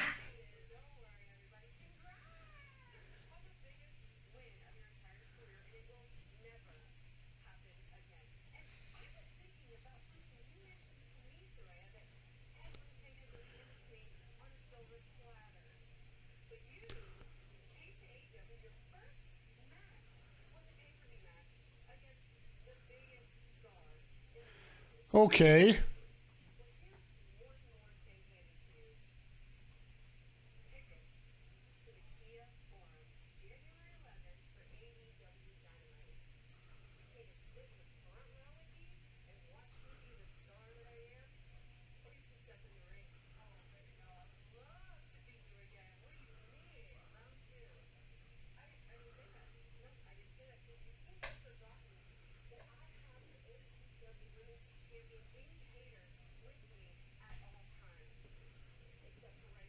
Huh?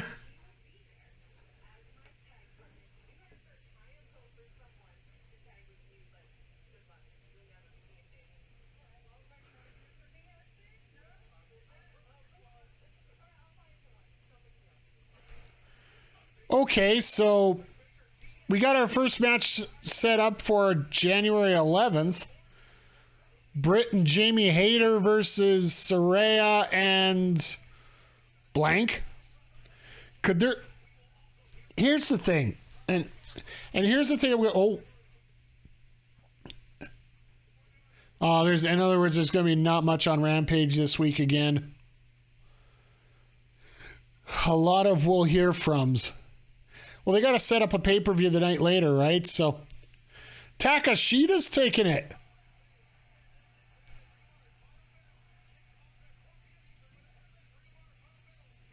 Okay, I can live with that. But the big thing about having a show at the Kia Forum or wherever they're having in LA, I thought it was the Crypto.com, but either way, that is where all the executives are for Warner Discovery, the owners of the TV networks. So they always like to bring out the big shows, the big stars, the big surprises out there, so they can bring the executives down to see something. So could you imagine? I know we talked about it.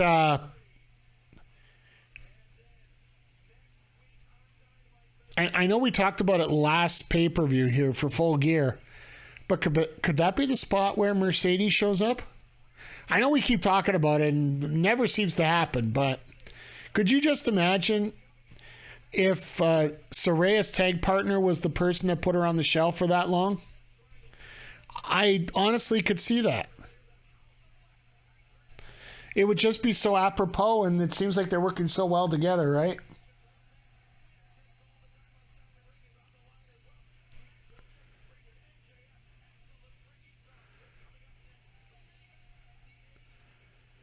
All right, so we got our main event coming up next here, the Acclaim versus FTR.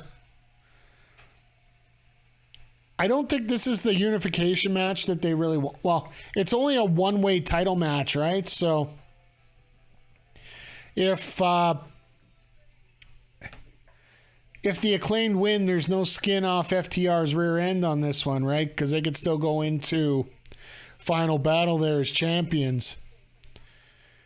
I think they're going to save the winner take all for either a different night or a different setup here. But it's hard to tell which way you're going to go in this matchup here. Whether you're going to have FTR actually win the championship and get that extra little pop for the pay-per-view that they have all 4 titles, or do you give it to the Acclaimed, then they basically that just cements them as an A+ tag team. Or do you do what I think and just put a schmoz on there? Just have the Gun Club show up and just ruin everything, as usual. Swerve in Our Glory's already been taken care of in a different way, so.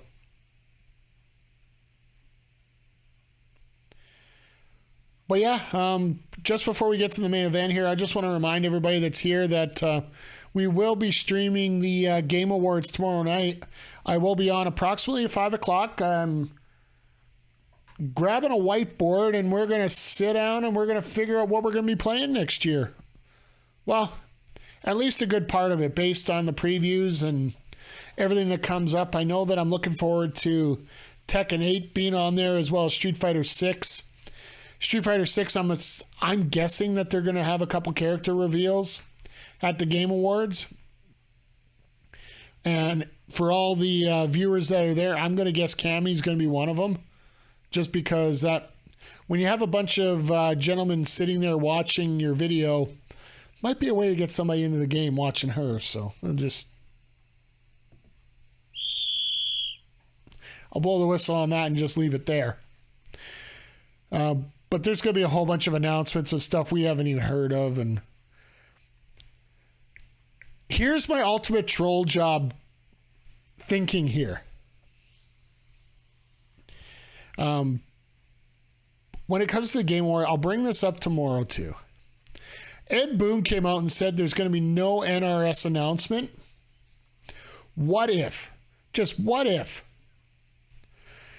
NRS got rebranded into Warner Studios something.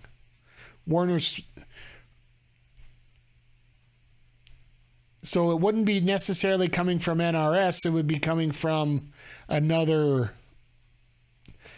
group producing another Mortal Kombat game. To me, that would just be, blow the internet apart and let's just forget about it. But as we get into this tag team main event here,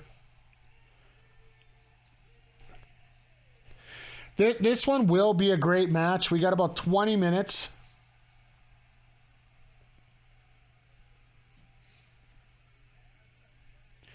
So we're going to get lots of time with these guys.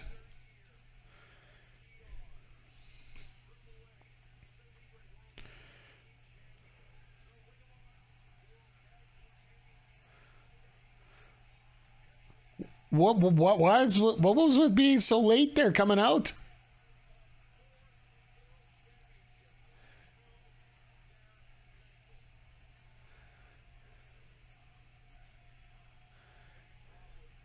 Like, I get it. The Acclaimed are definitely over, but I'm sorry, FTR is just second level. Like, when it comes to any crowds in that, like,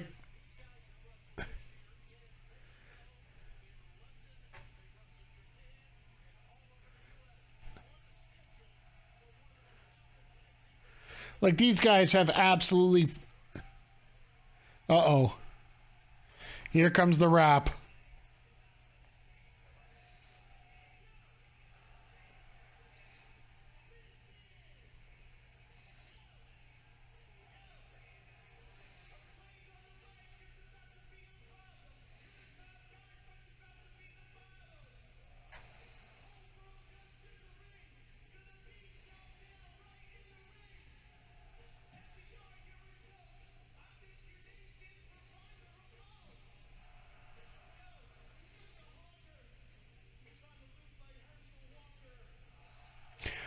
I like that. Herschel Walker joke. I'll take that one.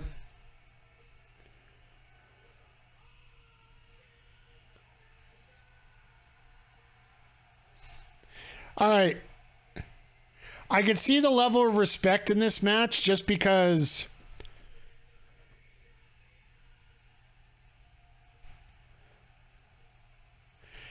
you just sit there and you hear these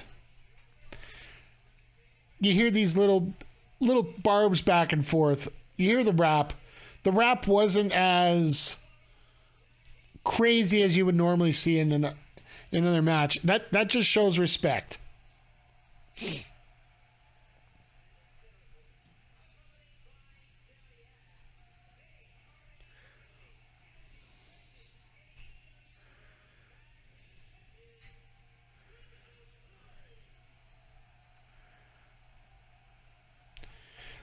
Damn, this is just going to be a great match.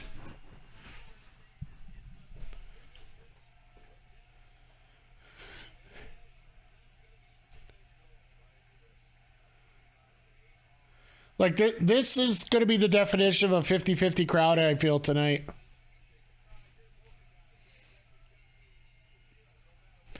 And this is a bit of a deep water when it comes to the Acclaimed here, right?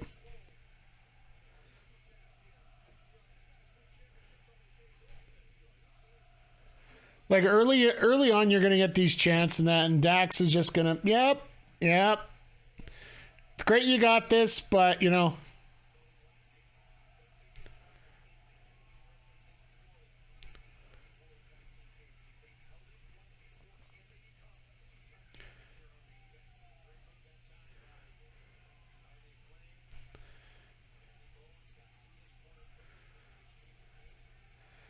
Really? We have Jarrett and Leith. Oh, God.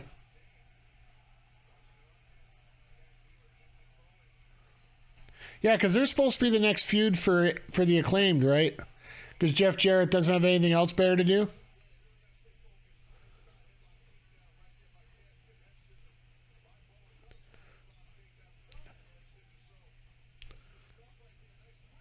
Nice.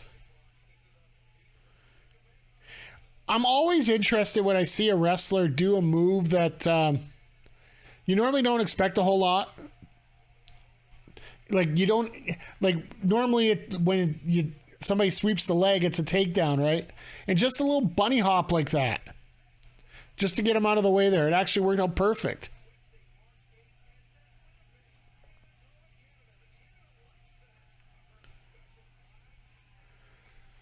Tuesday Dynamite.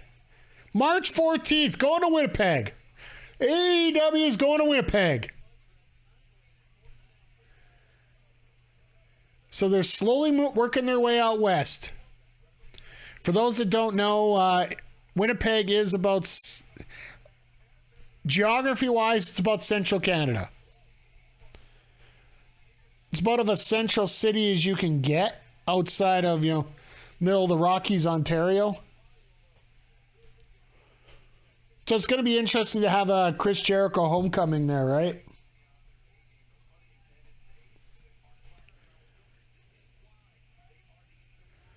But it's smart to the fact that they're going there in the spring. Weather should be a lot better. Travel shouldn't be an issue.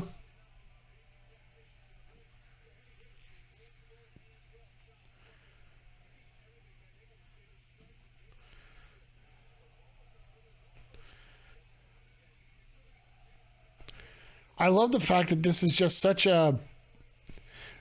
They haven't had to define a face and a heel in this match. Naturally, I'd expect FTR to be the ones to go heel here, but...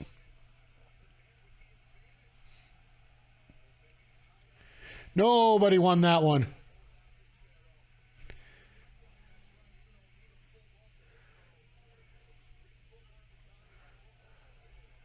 Oh, another face-off again.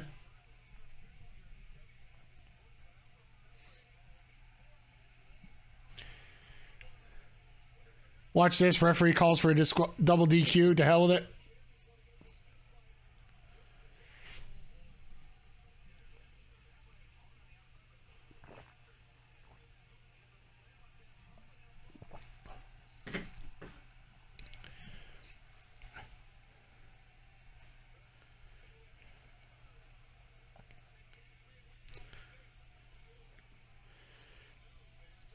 I think the heel might have landed on his face.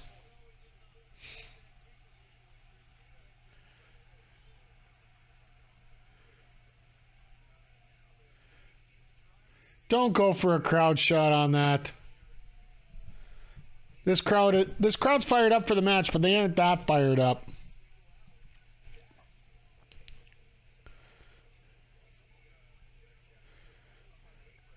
Nice job by Dax. Oh, here we go.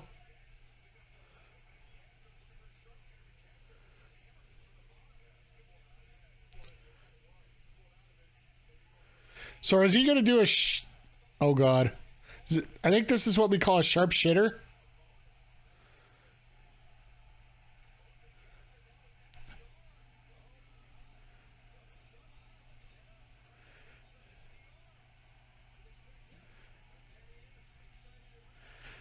Like, Turner, you were just kicking these guys out a second ago.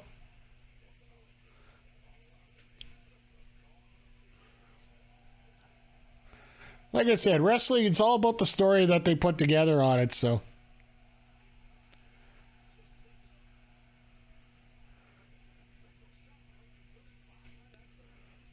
Is that like a power boost when they do the scissor on the ring apron with Daddy Ass?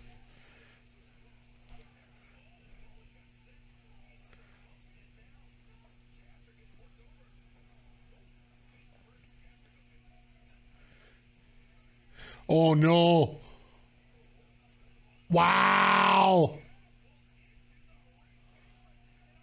That is a nice, very nice adaptation there. Horrible camera view, but great adaptation.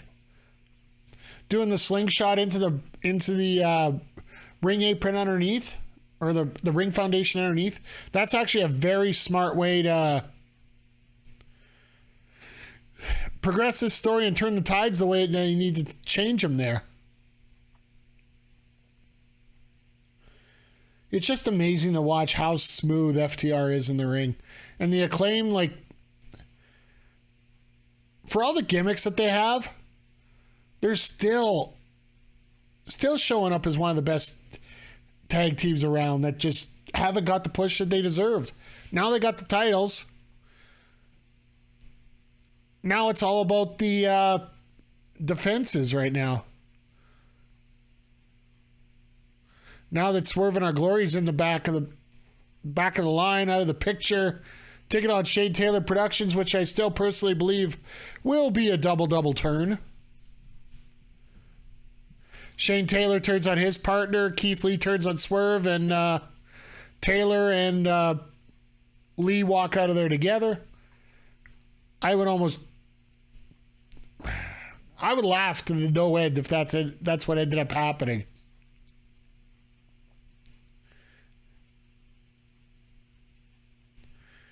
Or what's even worse, Swerve turns on Keith and then joins Shane Taylor Productions.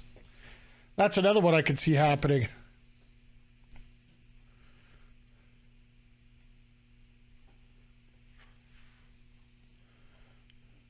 But no, overall, it should be a good card for Final Battle. It's going to be a great day of wrestling for everyone because, breakdowns the same night. I know that Tony tried to play it off as he didn't want to be on the same time as the Heisman Trophy presentation. We all know that's BS now.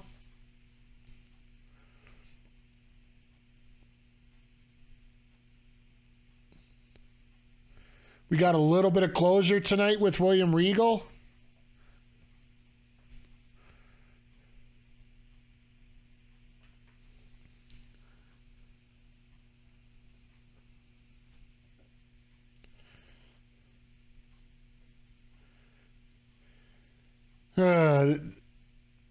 Is it just me, or does this picture-in-picture seem to go on way too long? I know that you guys down in the States possibly got the Fight TV app and a VPN and all that great stuff to watch, but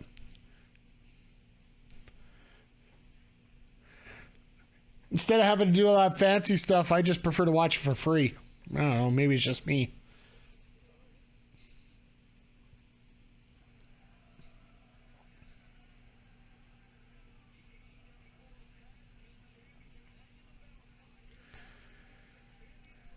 Nice takeover there. Oh.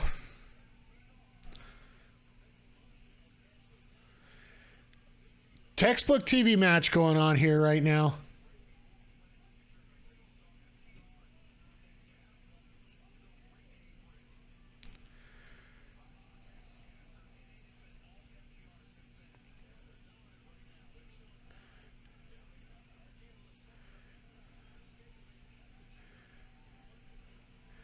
I really hate that close-up view of the corner, especially if these guys want to talk to each other. Because, like, don't forget, folks, like, sometimes they do have to get into certain spots here where they do need to... Oh, yeah, here we go. Sorry, Jay Lethal and, you know, Jeff Jarrett got to figure out how they're going to get involved.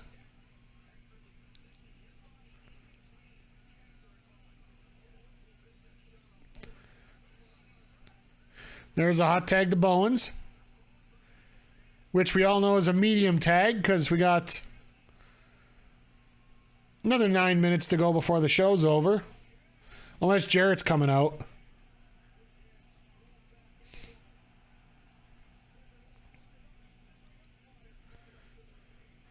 Nice kick underneath and then over the top.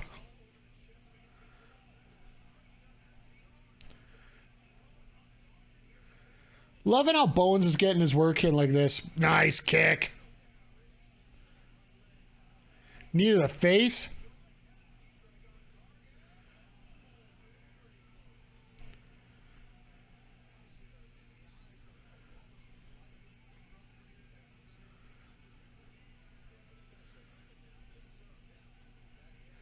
Just with it, I will say this. The Acclaimed are showing that they do belong on this level with FTR. Like, they're not doing anything that's causing any extra problems here, or no big botches from either side right now.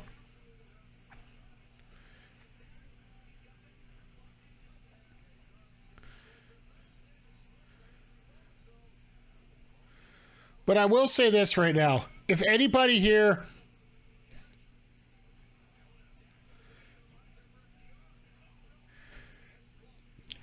If anyone hears that Brian Cage is complaining anything about his booking, I need you to send him a clip of what happened tonight during the Battle Royal.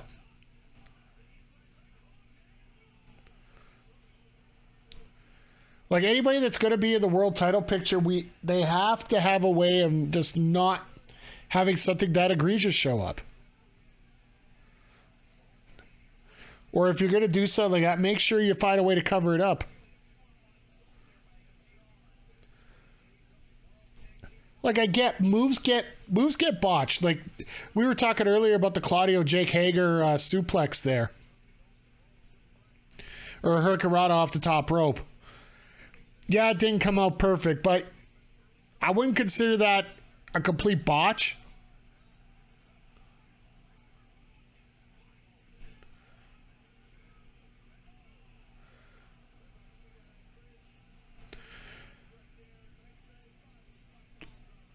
Because you could honestly, if you're going through a match, you could expect something like that to possibly happen.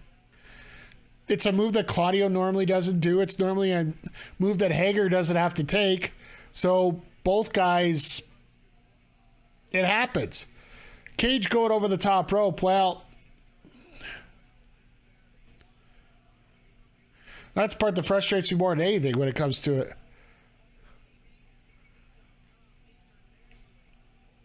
It's nice to see how this match is forming here. Nice spear. Small package. I thought they might pull it off there. We still got 5 minutes left, though, so...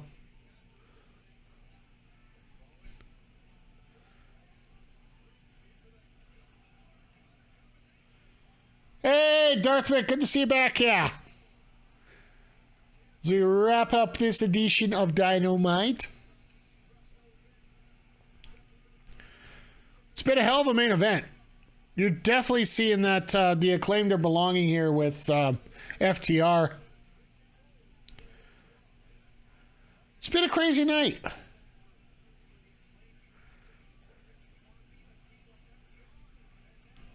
Yeah, they have improved that much. But then there's the miss. Tried to go for the big rig, but it got blocked. Oh, were they going for the heart attack? Oh no, Caster said he was going for big. Okay. No way. They're going to do this. Oh my God, they got the titles. No. I love that spot right there. The breakup on the cover. Because every time you see one of these, you always see the one guy come up and break the cover. You very rarely will see that other man from the other team who's looking to intercept that break just miss. Like, it's usually a clean, oh, I wasn't watching you kind of thing. Now it's simply straightforward.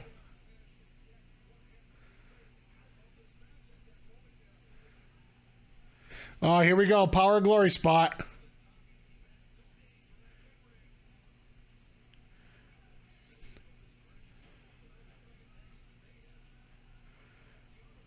Yes, the tag was made, Shivani.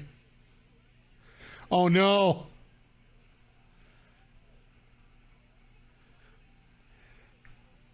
One mistake.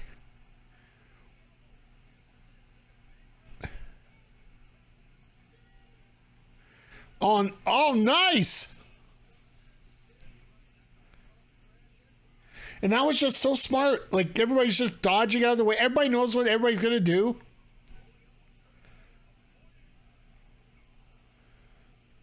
Dory special. No way. After all that, you're not going to finish it on a roll. Oh, nice. Jesus! Wow, that was hilarious. Oh, this match has picked up so much. These Stan Lance and lariats.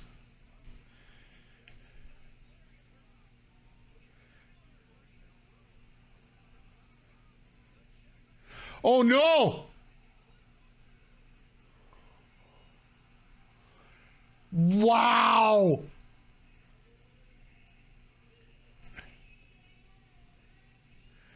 Wow!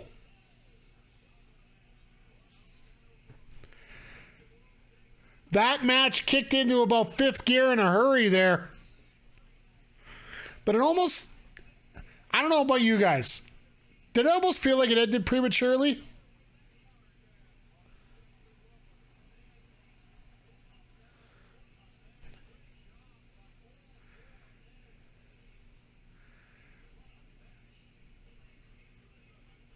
Still a hell of a match regardless. This was a lot of fun.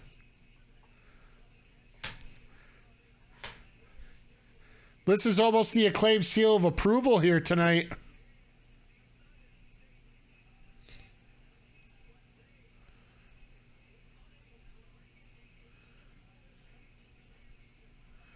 All right, they're going to get... Are we going to get a heel turn, or are we going to get...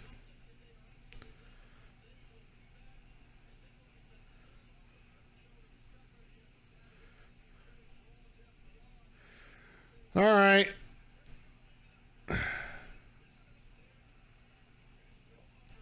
All right, show of respect to end the show. I like that. These are two face teams, and... Oh, God.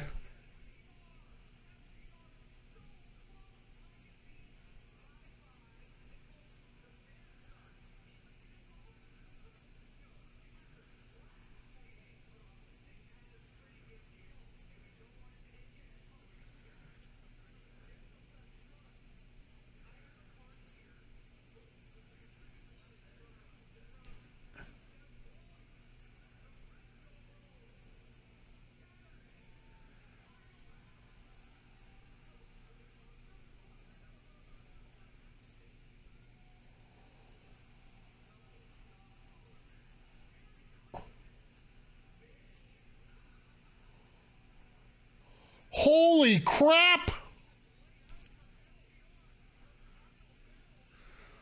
Final battle dog collar match. Briscoes and FTR. Like, don't get me wrong, guys, and I'll get to it in a second here, but My God, that match might have just sold a few more pay-per-views right there. Because, yeah, that's pretty amazing that we're getting that match up here. For those that are asking, as Dynamite's going off the air here, for those that are asking why they didn't have the Briscoes actually do the announcement for that, it has been well known to it throughout the scuttlebutt and the talk that the Briscoes, sorry about that, the Briscoes are not to be put on AEW Dynamite by Time or Warner or Discovery. Have asked that they not be a part of the show.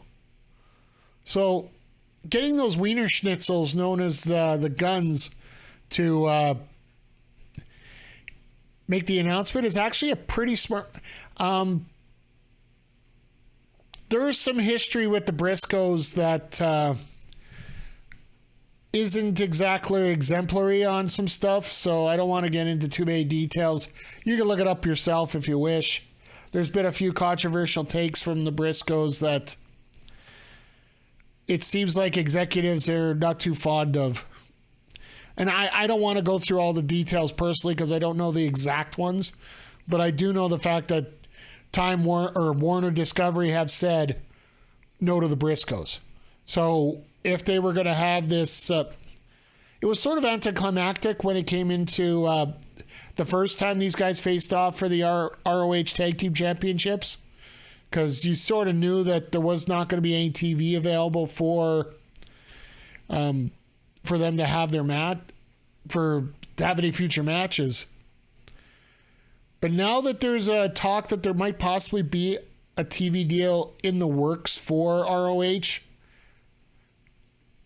which if you're going to announce it, this is the month where they start announcing a few of those things, right? So just like we're going to have the Game Awards tomorrow night to preview a lot of the games coming up in 2023, a lot of these TV channels have their previews about what they're going to have on their programming coming up the next year, and very well could be a possibility that AEW could be expanding with an ROH show, a women's show.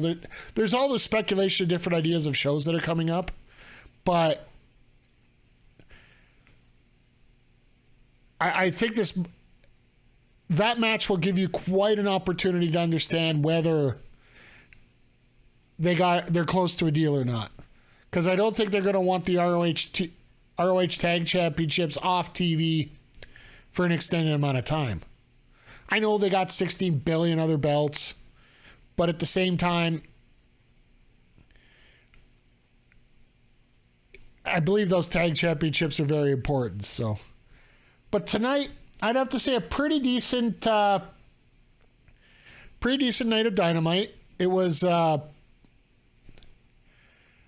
good setup to a final battle. Good setup to Winter is Coming next week. We got Ricky Starks as the main opponent for MJF for both of those. We also got a potential women's feud starting between Sheeta and Hager. The baddies, it was a match. It got thrown together. It worked. You had the JAS versus the maybe Blackpool Combat Club setting up those two matches at Final Battle. And Joe destroyed poor little Darby Allin, which doesn't surprise me either. So, all in all, good show. Set up next week's got to be a great show. They got to knock it out of the park. Hopefully, we'll be able to knock it out of the park too.